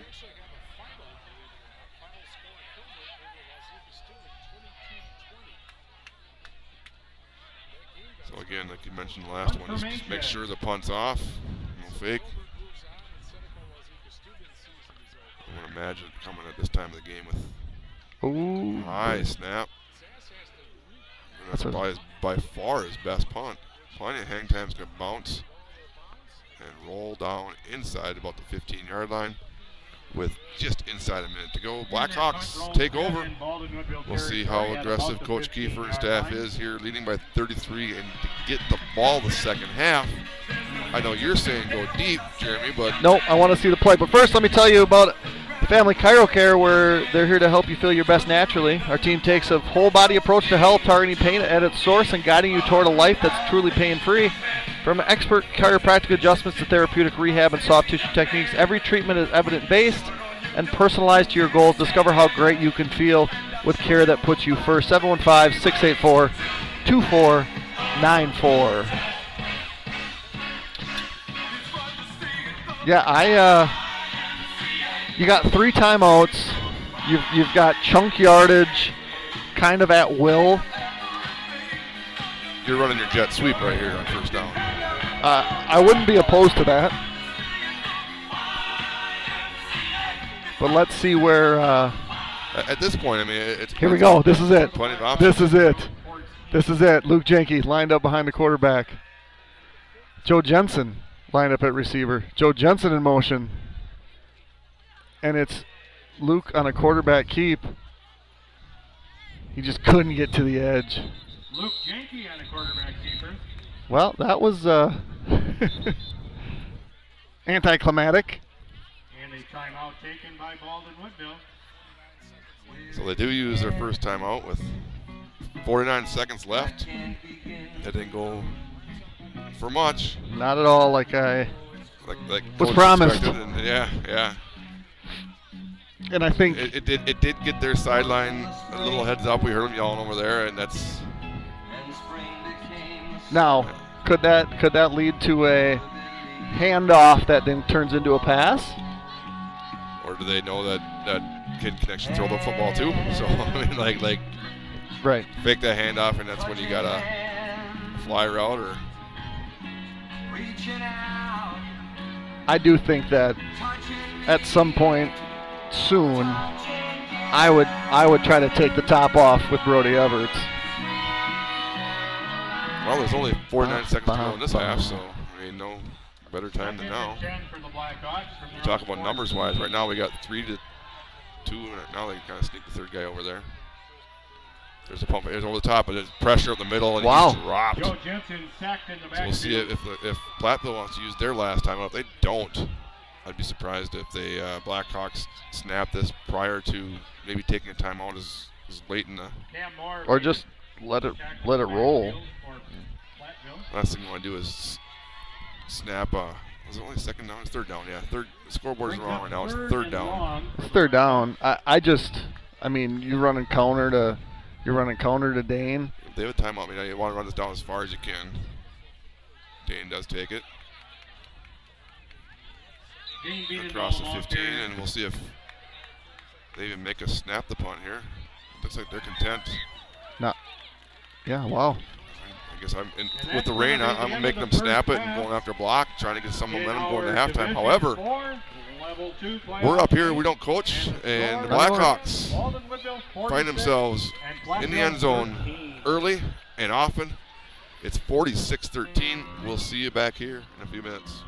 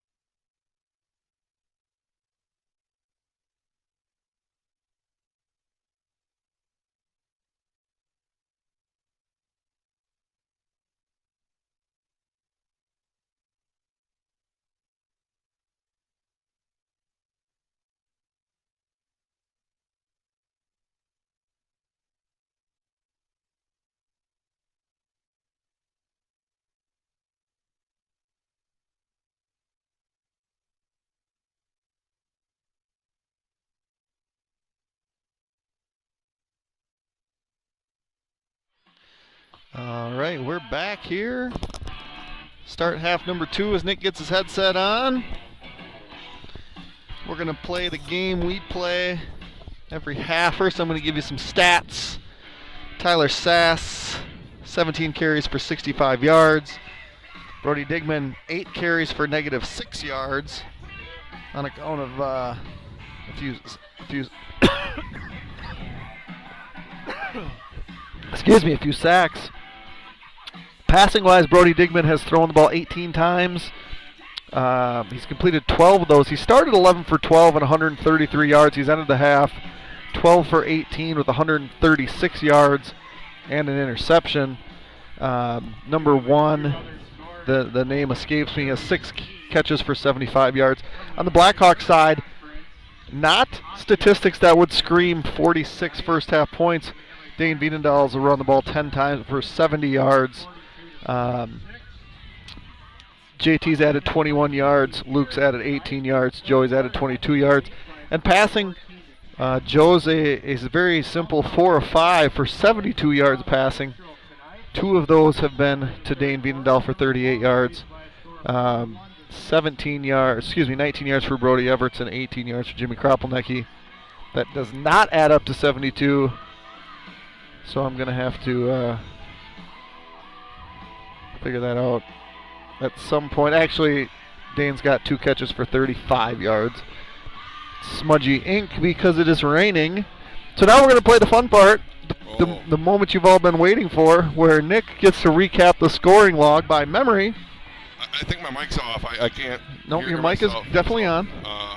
The water seems to not okay, Nick, let's do this. There's been 8 touchdowns so far. So they had the long touchdown to number 1, was it? Or was it number 4? What are you even talking about? Platville. They scored twice. They have. Are we going in order? Or are we no, you want me to go in order? It was the Blackhawks. I know. Boy. It was 18 yards. It was, because I said it a number of times. I could usually get the yardage incorrectly. It was 18 yards, and the first one was Jensen to... Was that Jensen to Kropelnicki? It was Jensen to Kropelnicki. And it was Veenendaal for a 2-point conversion. Correct, 8-0.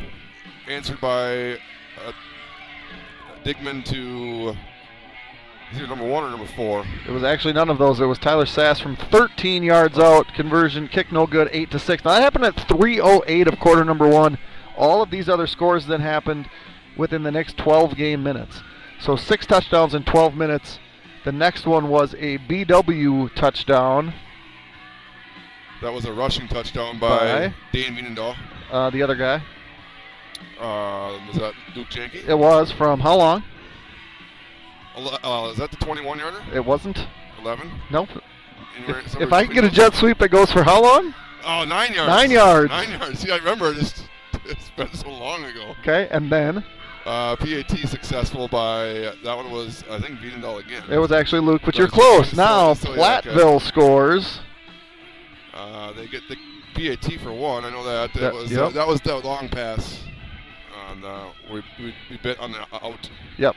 I had that for 31. I'm not going to make you guess. And then the Hawks cleared the board with 4 straight touchdowns. Let's see how many you can do. There was another Dane Veenendaal touchdown. And there was he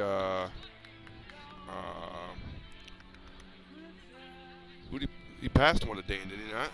Yep, you got 2 of them. So Veenendaal 10-yard run, Veenendaal run 24-13. Jensen to Veenendaal 29-yard wheel, conversion no good, 30-13. Then we have a touchdown called back, followed up by a JT Dockel 21-yard run. Yep. Veenendaal scores 38-13, and then we end the half at 3:17 with a 16-yard run by Dane Veenendaal. Again, and who scores on that 2-point conversion? Nobody. Except it was Joe Jensen. Oh, that's the one where, we didn't score the one before that. He did do that. I asked for some paper towels, and Zach does not come through on the paper towels. Oh, he does. Napkins are fine. Thank you. Dry in his pocket. Zach comes through all the time. Sometimes Zach just gets doing multiple things. Out of bounds at about the 32-yard line. So back him up 5, make him kick it again. I would do that. I'm trying to dry off the mixer here, and There's nothing wrong with taking the ball at the 35-yard line, but at this point, I would. And it looks like he's going to back him up 5. It's a great call, Nick.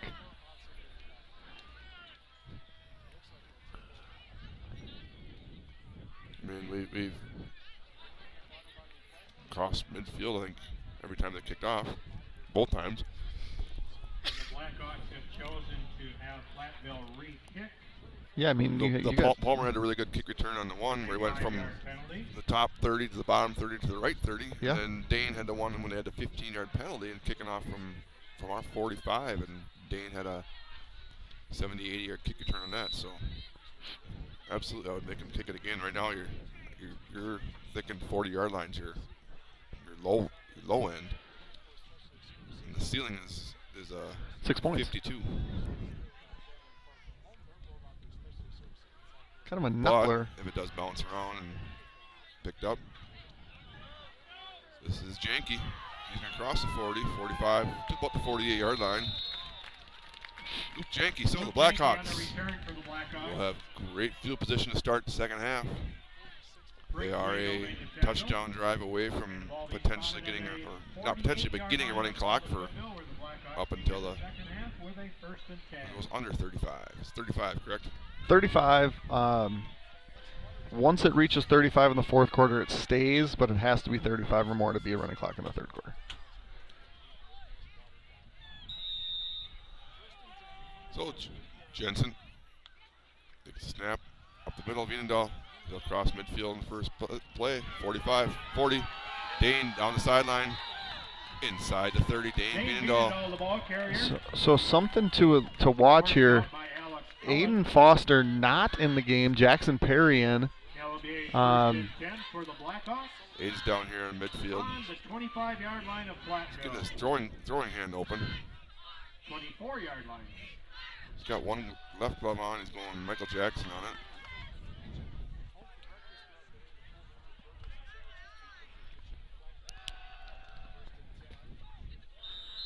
Sorry, I'm watching Aiden down here what he's doing, but second down. Vienendahl step a couple. Landon Donahoe on the stop. Second and about 7 or so. That puts Dane over 100 yards. He's at 101 on 12 carries. From the 21. Janke in motion. Janke's going to get that speed sweep. Across the 20. And it's coming back. Hold here by Jimmy. Oh, way hit there. The ball carrier. There is a penalty flag on the field.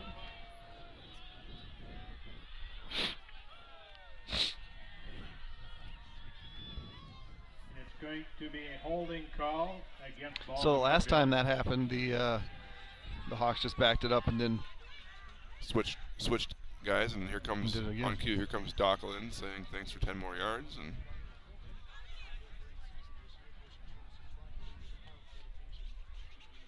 so yeah, Aiden Foster is taking the helmet off, and I mean he was in at the end of the first half. Second and 17. I don't know exactly what happened. Second 17. Jensen drops back. He's looking for the wheel route for Dockel. He's covered. He's actually looking. He was looking back to see if there was someone to throw the ball back to. Dockel came back and Jensen threw it his direction out of bounds. It'll be brings up third and 17 from the 31-yard line. Get half it back right here.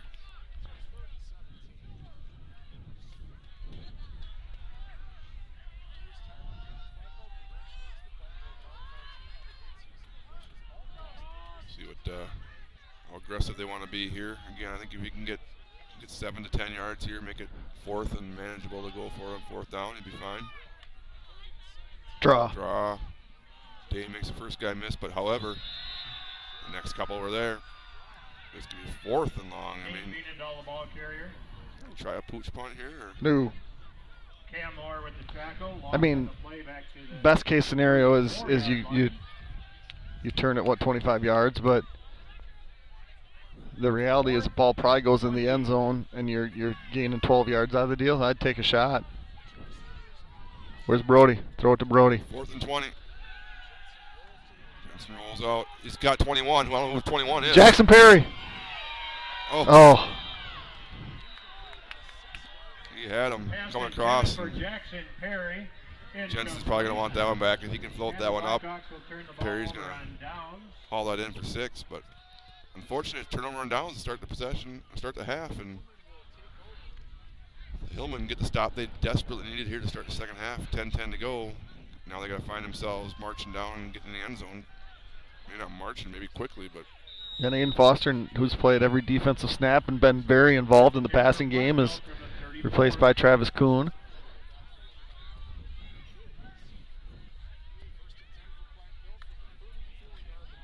Pass. Crossing overthrown. Pass intended for Incomplete. Upton North. Incomplete.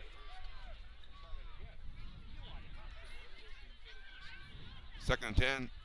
4 straight incompletions for Digman. Second and 10 from the 34-yard line. Again, they had about, 7 or 14 and a half, one of the two down last week too, so Yep. they can put some points up in a hurry. Yeah, they scored 30 points in the last, well, definitely in the second half, but I think most of them came in the fourth quarter. Digman, this might be his first designed Brady Digman, run the ball carrier. up the middle Brady like that, Hansen where he with the kind of stop. fakes and QB draw, if you will. He's up to negative 2 yards rushing on 9 carries. Gain of 4 yards brings up 3rd and 7. The old fire drill swap here, and it's going to be a pass. Pressure. Oh, good job by Dane. Oh, that's weak. That is a exceptionally weak pass interference call. Mostly because I think that contact even happened behind the line of scrimmage, and it was kind of a rub. But you saw what you saw. The flag comes out. It's going to be first down. Interference against the Blackhawks. And the Hillmen have life on this possession. So 3rd and 6 penalty turns into a first down into 15 Blackhawk yards territory. From the original line of scrimmage. Yeah, I don't love it, but what are you going to do? And it'll be a first and 10 from Digman. the 47-yard line. You got Baldwin-Woodville. big numbers down here. You got 2 receivers with just Dockel, Carman. Everett kind of floats over top, but they're going to pump fake and go across the middle. Good catch. Pass completed to Myron Ryder. Ryder yet again. Brody Everts made the tackle.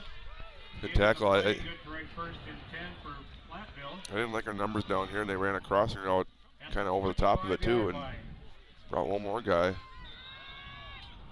More than we had to cover. Pass wide open. Oh, he didn't go that way. Went to Ryder instead. Hauls it in. Pass completed to Ryder. Be He's another over. first down. He's over 100 on the night. 8 catches, 107 yards. Forced out by Got a Travis nice Kuhn game. at the 15-yard line. That's good for a first Yeah, and I mean, 10. you can see what he's done, and it's pretty obvious to see why he's not only the number 1 receiver, but it's put up the statistics that he has on the season. One more catch. 2 more yards. I thought he was down to that first down marker again, but Is he a senior? yes. If I remember correctly, I put my program down, but Tackle by Janke. Yeah, he's a good player. Second and Yep. 4 from the 9-yard line. the number 4, he's a sophomore, yeah. Sass, he's a senior. Get brought down by a freshman. Tyler Sass, the ball carrier, tackled by Luke Janke. Back to 10-yard line. It'll be 3rd and 5 here for Loss of 1 on the carry. the Hillmen's Brings up opening 3rd and possession in the 5 second from half. 10.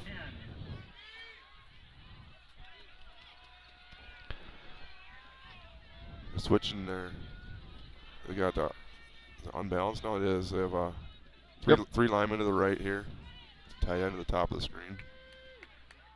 They're gonna run their QB this way. To the unbalanced side. Digman could have himself a first down. First and goal from the 4. And he is now above 0 yards. He's at 4. In on the play, good for a first down. They've got 74 yards on the ground, 174 yards through the air. but only 13 points to show for it. And that's the number that matters.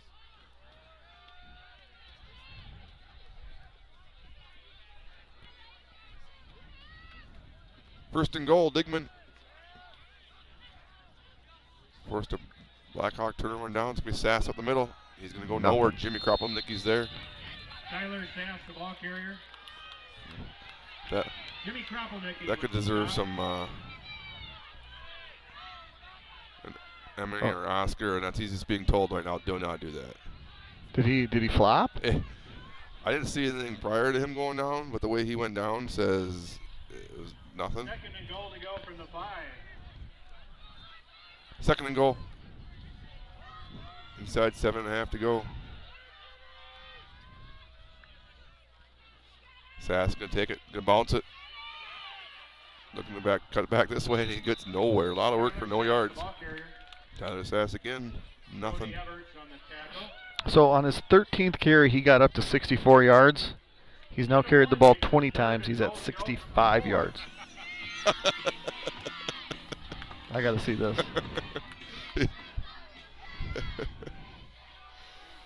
Third and goal from the 5. I mean, there was a push, yeah. And then there was a trust fall. Taking a lot of time here off the clock when you're trailing by 33. Hoping to make it back in this game. And with that being said, you got to take your time and get it in. Sass bounces. He's going to find his way into the end zone. He did it. Tyler Sass. Takes the opening possession for Platteville into the end zone. They try and chip away at this Blackhawk lead right now, 46-19.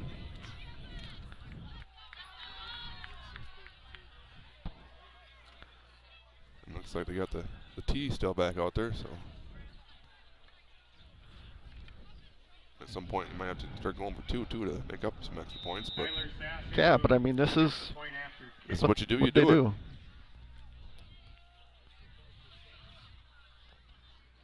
Kick is up, and it is good. So Platteville gets a turnover on downs, marches down and scores. Chip away. It's 46-20 Blackhawks. Stay warm and cozy this winter with Lakes Gas, your local family-owned propane company, proudly serving the community for over 65 years.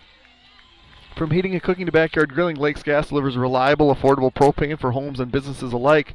With locations in Roberts and Hager City, we're committed to exceptional service and giving back to the communities we serve. Discover the Lakes Gas difference. Visit lakesgas.com today. Looking for your next Ford? Whether it's a rugged truck, a dependable SUV, or a certified used vehicle, Lupient Ford in Baldwin has you covered. We're your hometown source for new and used Fords, expert service, genuine parts, and a car buying experience that's second to none. Visit us at 850 Fern Drive in Baldwin, where great service and great vehicles come standard. Is this the first time they played Thriller tonight? I think so. I guess we can say what song they're saying, or are you allowed to do that? Or what? We can say it. We just okay. can't. We just can't not do anything else and broadcast music. That's kind of a no-no on the YouTube. So I feel like this is the song you got to play. Now again, with the way the kickoffs have gone for Platteville, at what point do you just start kicking it onside every time? Probably on your second score, which was in the beginning of the second quarter. He does kind of sidewind, kick it deep. Colton Palmer wants it. He's just like, I got it, boys. I did this once. I'm going to do it again. Crosses the 35. Hang on to the ball, Colton. And the whistle will blow. He'll be down about 37-yard line. All right, I'm going to sneak another one in here. When your ride needs work, don't mess around. Bring it to the pros at DMS Repair. We specialize in ATV, UTV, and snowmobile repairs, from full engine rebuilds to drivetrain upgrades. Need performance? We've got clutch kits, ECM tunes, turn signal kits, rims, tires, you name it. We work on all major brands, and with our advanced diagnostic software, no job is too big or too small. DMS Repair, get back out there, stronger than ever. All right, so they stopped him on the first possession. Now, if you're a Platteville fan here, you got to maybe find a way to get a quick turnover. Or 3 and out. Yeah, another stop. Dane up the middle, across the 40. The 44, pick up 6. Now he's, after going over 100 and then going back under 100, he's back over 105 on 14 carries. Hawks have 166 on the ground, 72 through the air. All-purpose yards, though, skewed by kick and punt returns. Dane across the 45. Couple more. It's going to be 3rd and 2. Surprised not to see a jet motion into a clap and a no snap, but 3rd and 1 from the 47.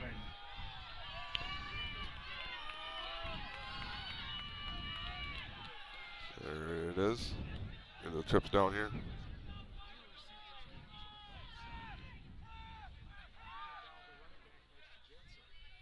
Dane set up. It'll be Dane. He's going to get brought down. It's going to be Just short. It's going to be 4th and 1. Very interesting play call here. I think if I know anything about Coach Kiefer, he's going for it.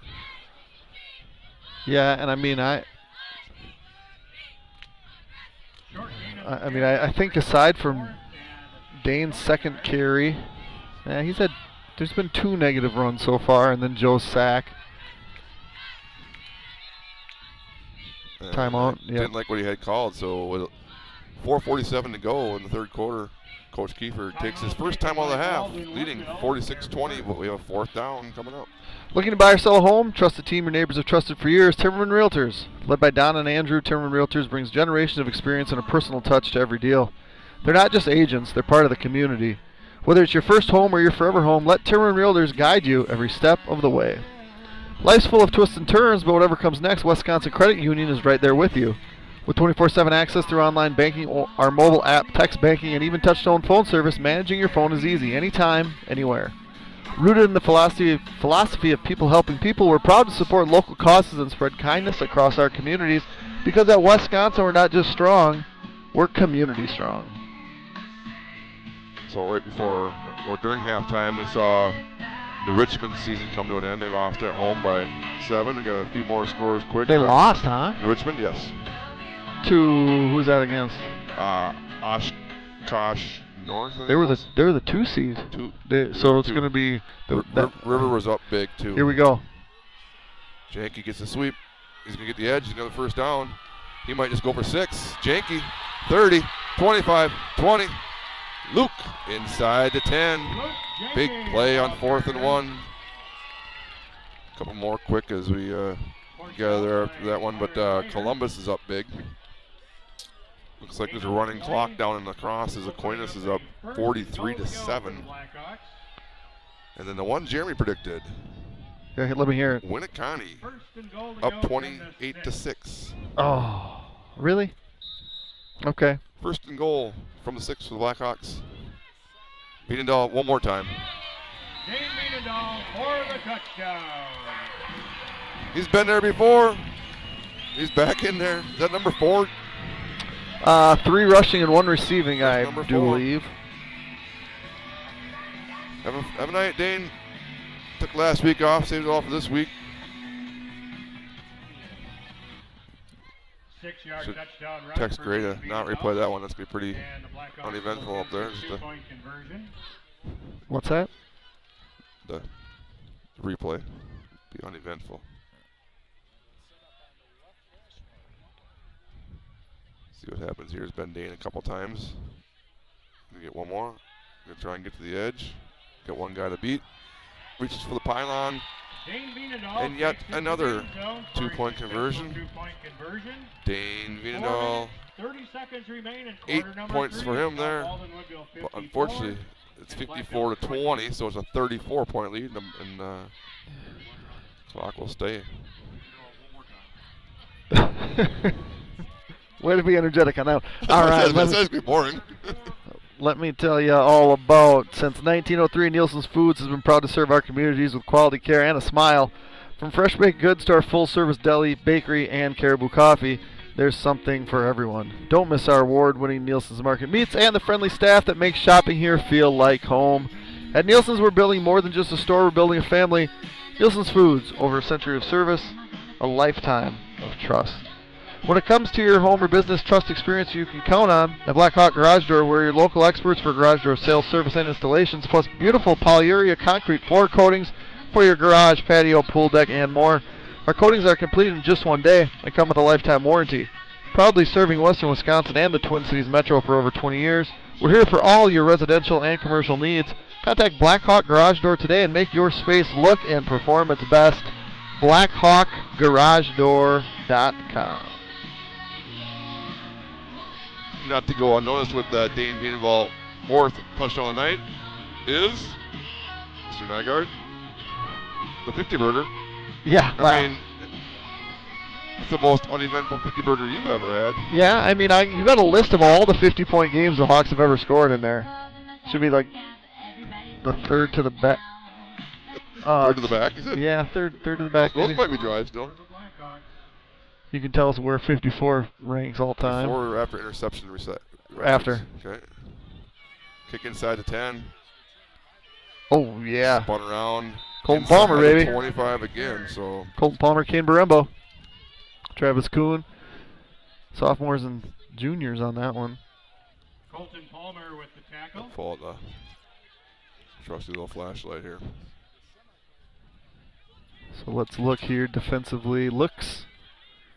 So how many 2-point conversions does Dane have tonight? Dane has 1, 2, 3, 4. So he's got 32 points tonight, correct? 4 touchdowns. 4 times 6. 4 times 8 because he's got 4 2-point conversions. So 32. That puts him second all time. In a single season? Single game points. 32 points in the game. Is second all time? Second all time. Tied. Well, all by itself? Let me see that. I don't know. Yeah, how about that? You are 100% right. I can read.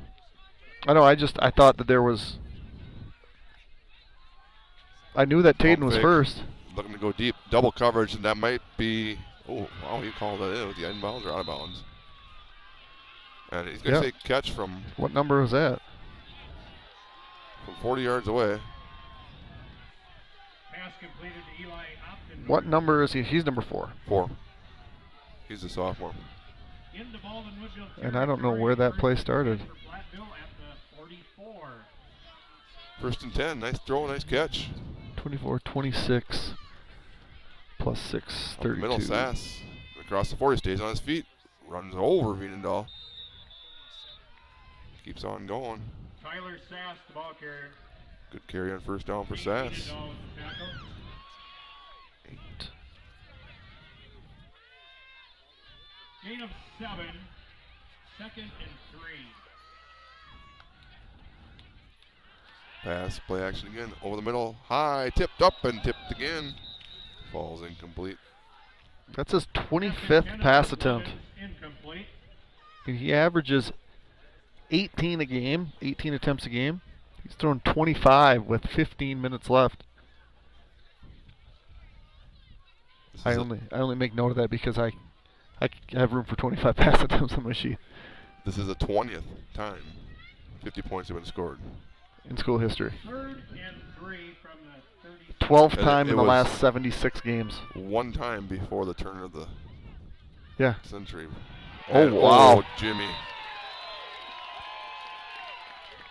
Brody Digman. Digman keeps. In the backfield. And meet Jimmy Kropelnicki.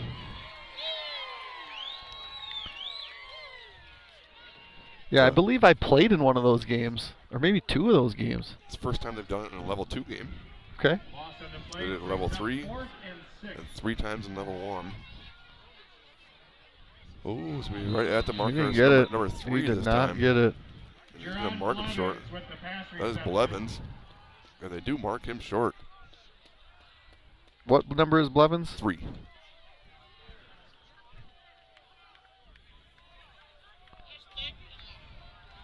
So they turn it around and turnover downs. 2:38 to go in the third quarter. Blackhawks turn over Platteville. Short of the line to gain for the first down. Leading As they turn over 54 to 20. Blackhawks take over.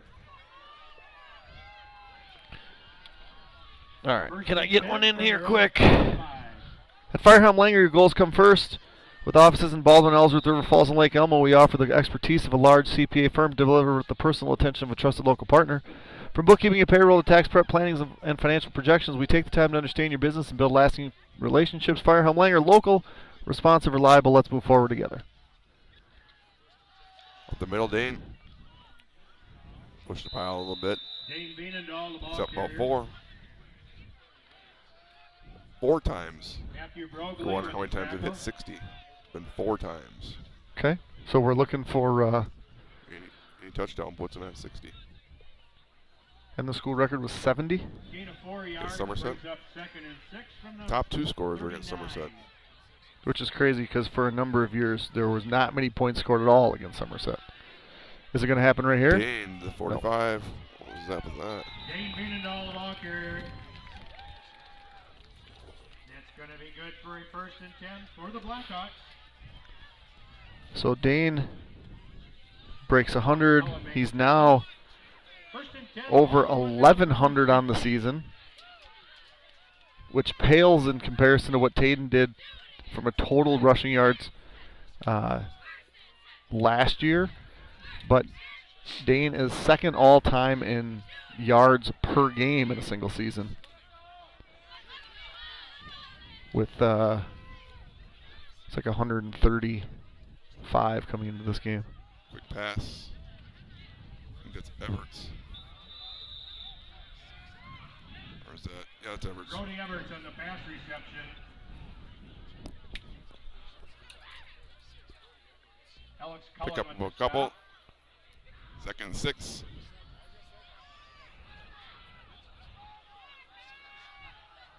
Jake is not out there. I guess that's not No, they usually take rotate out and run on turns. him. Pass could come off the Dockel. Spins around. Can't keep his feet. Gets back across midfield, but he'll lose a couple yards. Taken down by Tyler Sass.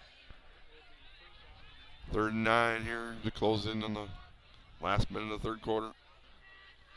A very, very low scoring 3rd quarter. Loss on the play back Yeah. at the 49-yard line brings up 3rd and 9.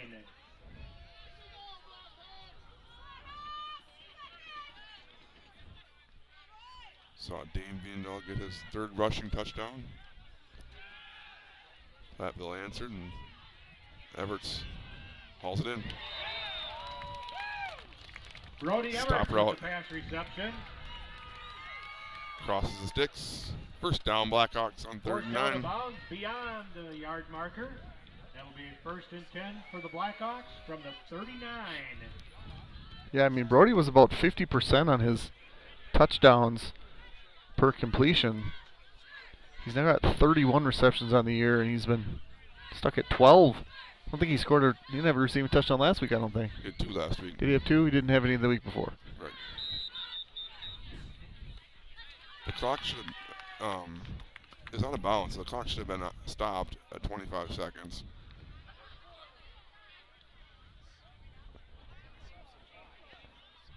What is happening?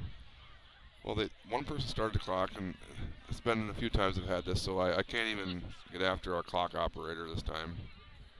If one person's saying to start it, one saying to stop it, who do you listen to?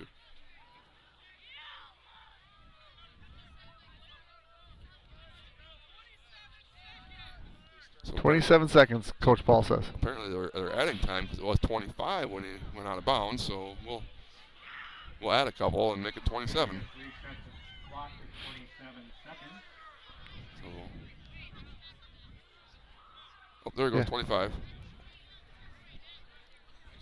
That's what they want, 27. They corrected themselves there. No, they didn't. They wanted 27. No, it's a 25. Oh. It's a 25. He said 25. Oh, okay. God, you got great ears. And eyes. Okay.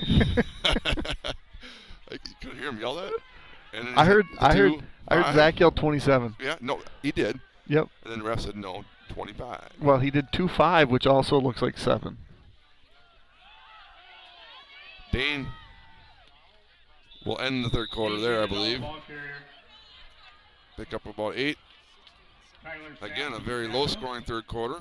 But yes, we are only going to the 4th quarter. Another very long game here at King Field. But the Blackhawks kind of dominated here entire game. Kind of slowed the pace down a little bit, but still find himself leading 54-20 going to the fourth. I want to thank all of our sponsors here one more time. These are our playoff sponsors at Blackhawk TV, Village Pharmacy, Whitecap Financial Advisors, Pete's Construction, Family Chiro Care, Lakes Gas, American Family Insurance, Justin Nygaard Agency, DMS Repair, St. Croix Custom Apparel, Anytime Fitness, Blackhawk Garage Door, Tim Realty, Nielsen's Foods, Firehelm Langer, Lupien Ford, Wisconsin Credit Union, CW Garage Door Distribution, Baldwin Lightstream, Federer Jewelers, Halverson Concrete Solutions, A-Star Concrete, Schaefer Financial Services, and Western Wisconsin Health. Thank you to all of our sponsors here in the playoffs at Blackhawk TV. And this is a pretty cool feature they do. I would just say, you know, we turn our audio off and let people listen to the light it up, but we can't do that, so we're going to talk over it. But we got cell phones out, waving back and forth, light show, and been light show plenty here in King Field tonight. They do that on the scores, obviously, yeah. too, you've seen. So, but Blackhawks find themselves down here. We got the 31-yard line, 32-yard line or so, 2nd and 3. Now if they can punch it in, not only do they get a 60, but we can have a quick fourth quarter, which would then allow you not. I mean, right now the comfort level is pretty high, I would say, with this coaching staff, but yet you still saw what happened last week. Right. You can get in the end zone one time here, then that big, huge sigh. Now it's resting people that are banged up a little bit, and looks like we had to cross. Jimmy? Ooh. Jimmy Kropelnicki crosses 25. He's saying, let's go, let's go. Yeah. I'm not sure how I feel about the Ric Flair. Ooh. Ric Flair, we got Macho Man up there. We got Carl doing it nonstop next to me. Jimmy said, give it to me again, feed me. And this time he goes nowhere. Big game last week for Jimmy. Filling in for the injured Dane. Gain of 1. Picks up a yard, 2nd and 9. Second and 9 from the 24.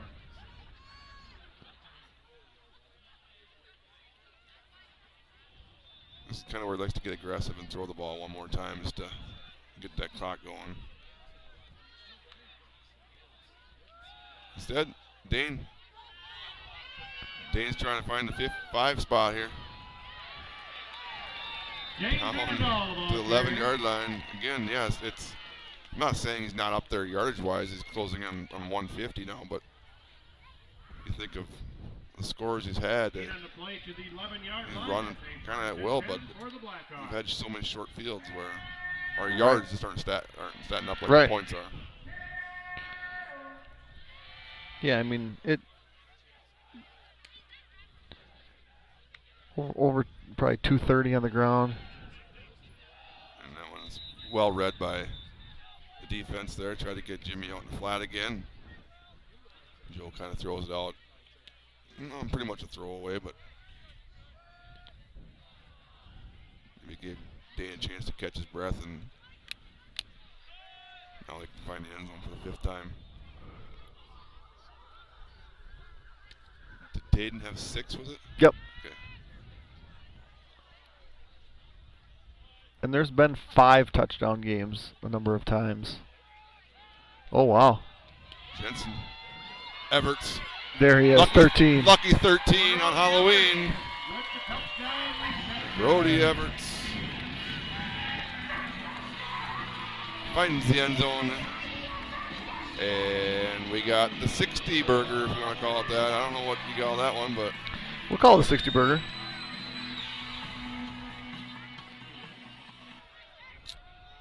And per usual, when we kind of get down this neck of the woods, we see a PAT attempt. It'll be Flores this time. Mason Flores in to attempt the point after kick for the Blackhawks.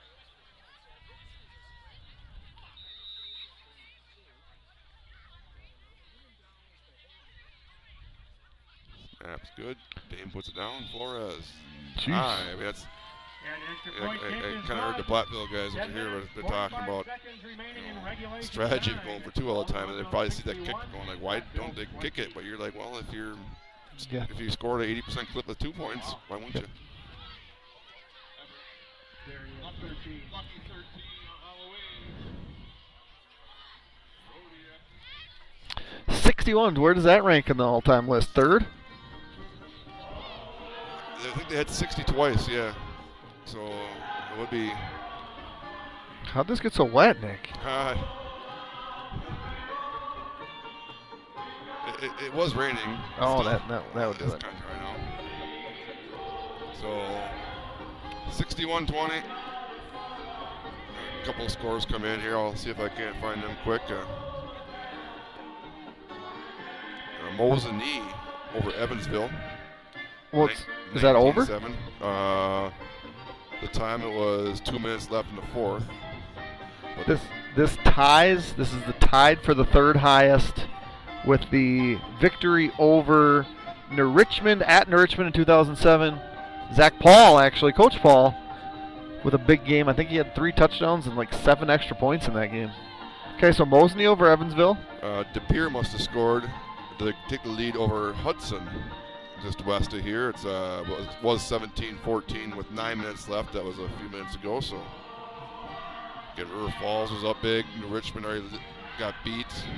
Thought I saw Boyceville was up comfortably. 28-3. They didn't get up many points all season. Boyceville hasn't, but another high and then we're kick inside the 5. Oh, what do we got going on here? A little wrestling going on. So I did reference this last week. I have not said anything about it this week. So the Hawks look like they're going to advance, right? Running clock here in the fourth quarter. This will give them their 6th tournament performance point in the last 3 years, which will elevate them to Division III next year. Regardless of what happens after this, the Blackhawks will play in Division III. The list of opponents in Division III is not local. Menominee is, well, and they were playing Division III as a result of another team being elevated from Division III to Division II. So they're kind of on the cut line. Ambrose just sent me, well, you were involved in that too, the enrollments for next year. So we'll have a pretty good idea tomorrow when I sit down on the computer to figure out exactly what Division III looks like. Regular season won't change at all. It's just where you end up in the playoffs. It's got numbers galore down here. Incomplete pass intended for Zielinski. We get to get some filter in some second stringers now, and yeah, so that potentially means a couple things too, because like if you're a Division III school, you're normally playing against Division III schools, so your Tier 1 and Tier 2 scores are going to be a lot higher. Well, your Tier 1 score, yeah, but the comparison of Tier 1 and Tier 2, or the PQS, the playoff qualifying score, actually was higher in Division 4 for a lot of teams than it was in Division 3 over the course of this year. So, yeah, I mean, it'll certainly play out in a way, but pretty cool to be one of very few public schools to have continued success and elevate. I think you could petition it that you don't get elevated. Is that correct? They could. I don't think they would. I mean, and we do have an official's timeout in the field for a player down. The thing that stinks about that is it's nice to face those middle border teams in the playoffs and not only face them but follow them, if you will, and you know more about them and throughout the last couple of years of seeing what the Freedom and Winneconne and the schools that you played. Yep.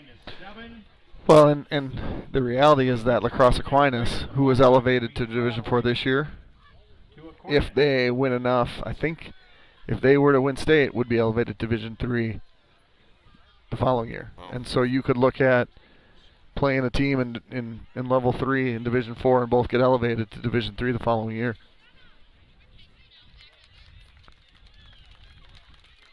And they're normally 5 or 6? 5. Yep, and a lot of it comes down to like where you bounce. If you're close to the cut, you could bounce up or bounce down, and so you're not getting elevated. Like if they ended up at D5 next year, they could still move up to D3. But if they moved up to D3, they wouldn't be elevated to D2, if that makes sense. Right. All right, clock starts back up again here. Closing on 8 minutes. So you asked for, was a change or something when it was 13, I think it was 16-13 defensively. We needed to do something different, and we saw a second half score, but been a lot different here in the second half, or since it was 13. Another Platville incomplete pass. Jackson guy Perry down. on the coverage for the Now they're throwing 30 passes. And we do have another timeout. There was a stretch though that in that second quarter where they kind of went back to that run game. I think that's kind of when obviously the interception was a big changing point, but they had a couple runs where they forced another 3 and out, and then it's got another punting spree, and they couldn't slow the Blackhawks roll down the first half. Scored a couple times second half, and yeah, and we've talked about it. Like the second quarter for the Hawks, it was 16-13 here, with 11:20 left in the second quarter. Hawks score 40 seconds later, and that's their first of 4 consecutive second quarter touchdowns, and it's 46-13 within 7 game minutes. Like just the quick strike. The continual quick strike. It's going to be hard to come by against they're the Blue Golds, right, Aquinas? I believe so. The last time Baldwin-Woodville played Aquinas in anything to my knowledge was 2011 basketball. You're looking at me like I have a clue. In Osseo, it was Bronson's sophomore year in the sectional semi, I want to say, and it was a lot of Bronson Koenig, not a lot of Blackhawks. I could see that. Yeah, he's a good player. Second down, there we go, we got sprinting down to get covered up down here. High snap. That could be 6, but he couldn't get out in front of him, partially because he was being held. Ball was tipped. So they can call a hold. Incomplete pass. Well, they can't call a pass interference.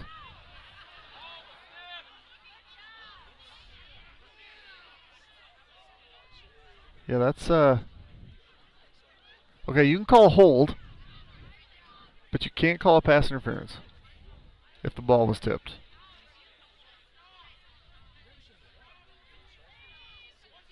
Result in a first down, but the key here is the clock is still running, so yeah. Take your time. And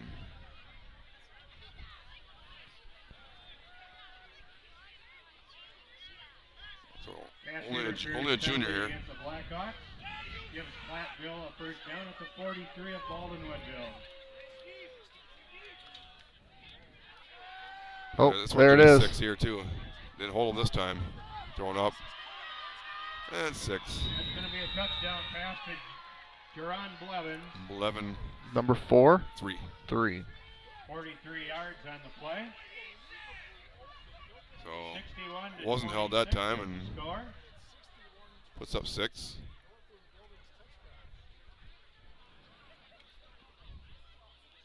A lot of Blackhawk fans probably won't like that as the first stringer in there against a lot of second string Blackhawks, but hey, that's how you get better. And Tyler Sass into kick the PAT here.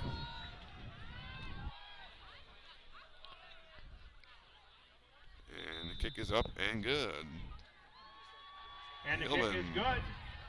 Put up 27. 13 seconds remaining in the fourth quarter. They're way short of the Blackhawks 61. Platville 27. We're up to 88. Hey, what did I tell you? 86? I feel pretty good about that one.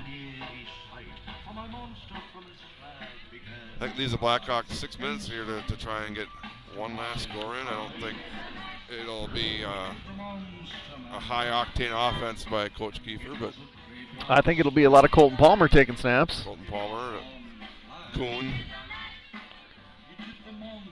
Kane Parembo running some jet probably. A lot to cheer about down there if you're wearing black. Long drive back to Platville if you're across the field over there. And we'll find ourselves making somewhat that trip, different direction to La Crosse next week. I'll be honest. I have no idea where Platteville is on the map. I'll be honest, when I drove there, I'm like, I'm hoping, you know, like if someone wanted to mess with someone, they could get into someone's GPS, because I'm just following this thing saying, take a right now, 2 miles, take a left, and go, and next thing you know. Is it basically the Iowa border? It's between La Crosse and Madison. The best way to put it, and then south. Okay. So, it was, I don't remember, it was a 4, coach is not going to like this. Oh, Colton Palmer, though. Onside kick attempt recovered by the Blackhawks. So that tells me you're probably going to see first string defense in. Colton Palmer covered the ball for the Blackhawks. But this is definitely second string offense.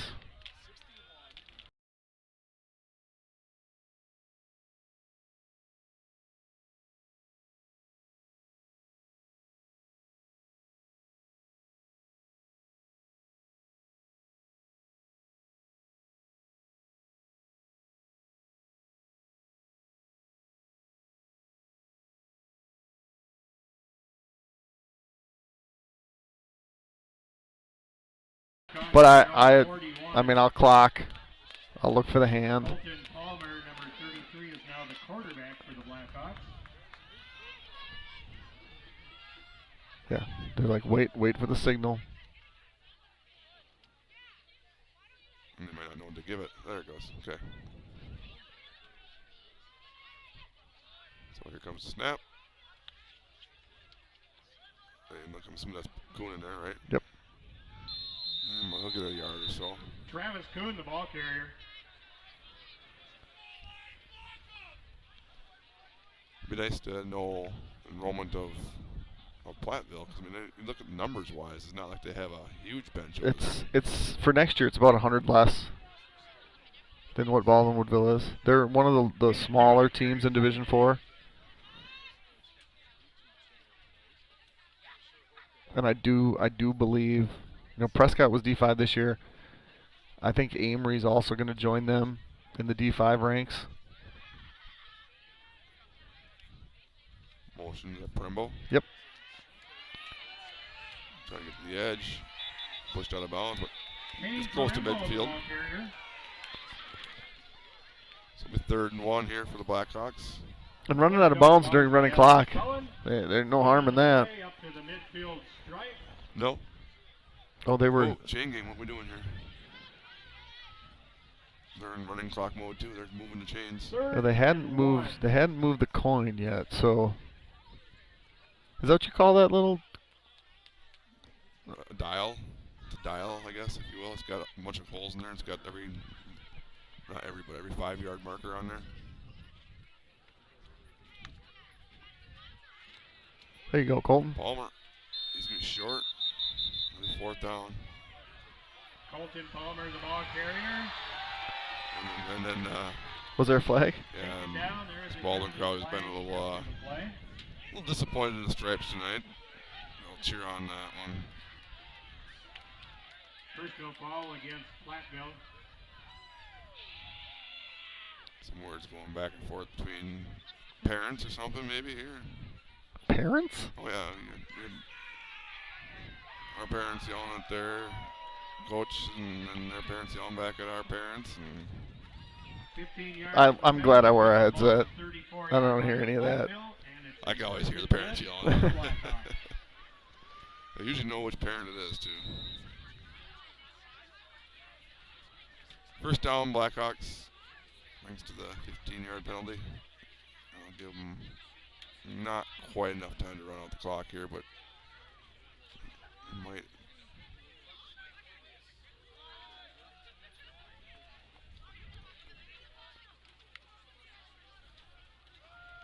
Hypothetical for you, Nick.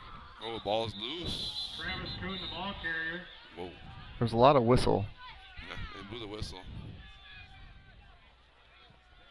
I think if this is a close game, I'd be upset if I was Platville. What hypothetically what? Hypothetical, if the Hawks were to score before the clock expires, will the extra point kicker or whoever intentionally not convert For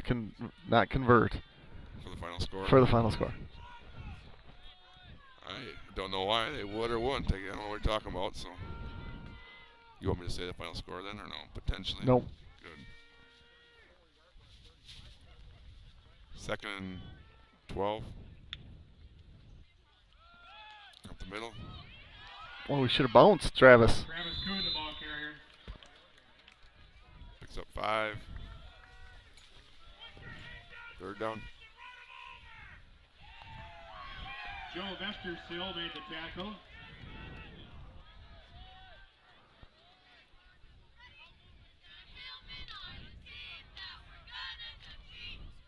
So 3rd down here. 31. Final 60 seconds of, again, a very high-scoring game. Had the expectations of that coming in and did not deny. A lot of fireworks early. Kuhn's going to have another 1st down. And Travis Kuhn, seal it up. unfortunately, they blew that with 41. So they do have to take one more snap for the Blackhawks. if they make them.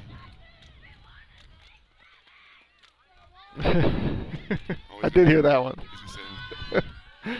He's going to say, no, you don't have to snap it. So, that being said, congratulations to Blackhawks. Another level 2 victory. Find themselves, I believe, heading down to UWL. We believe that will be a Friday. I don't know why it wouldn't be.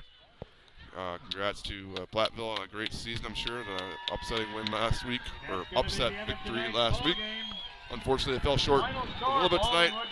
Blackhawks scored early and often. Dane Viendahl found the end zone 4 times. 4 2-point conversions, 32 points himself. The Blackhawks win 61-27. Drive safe. We'll see you next week.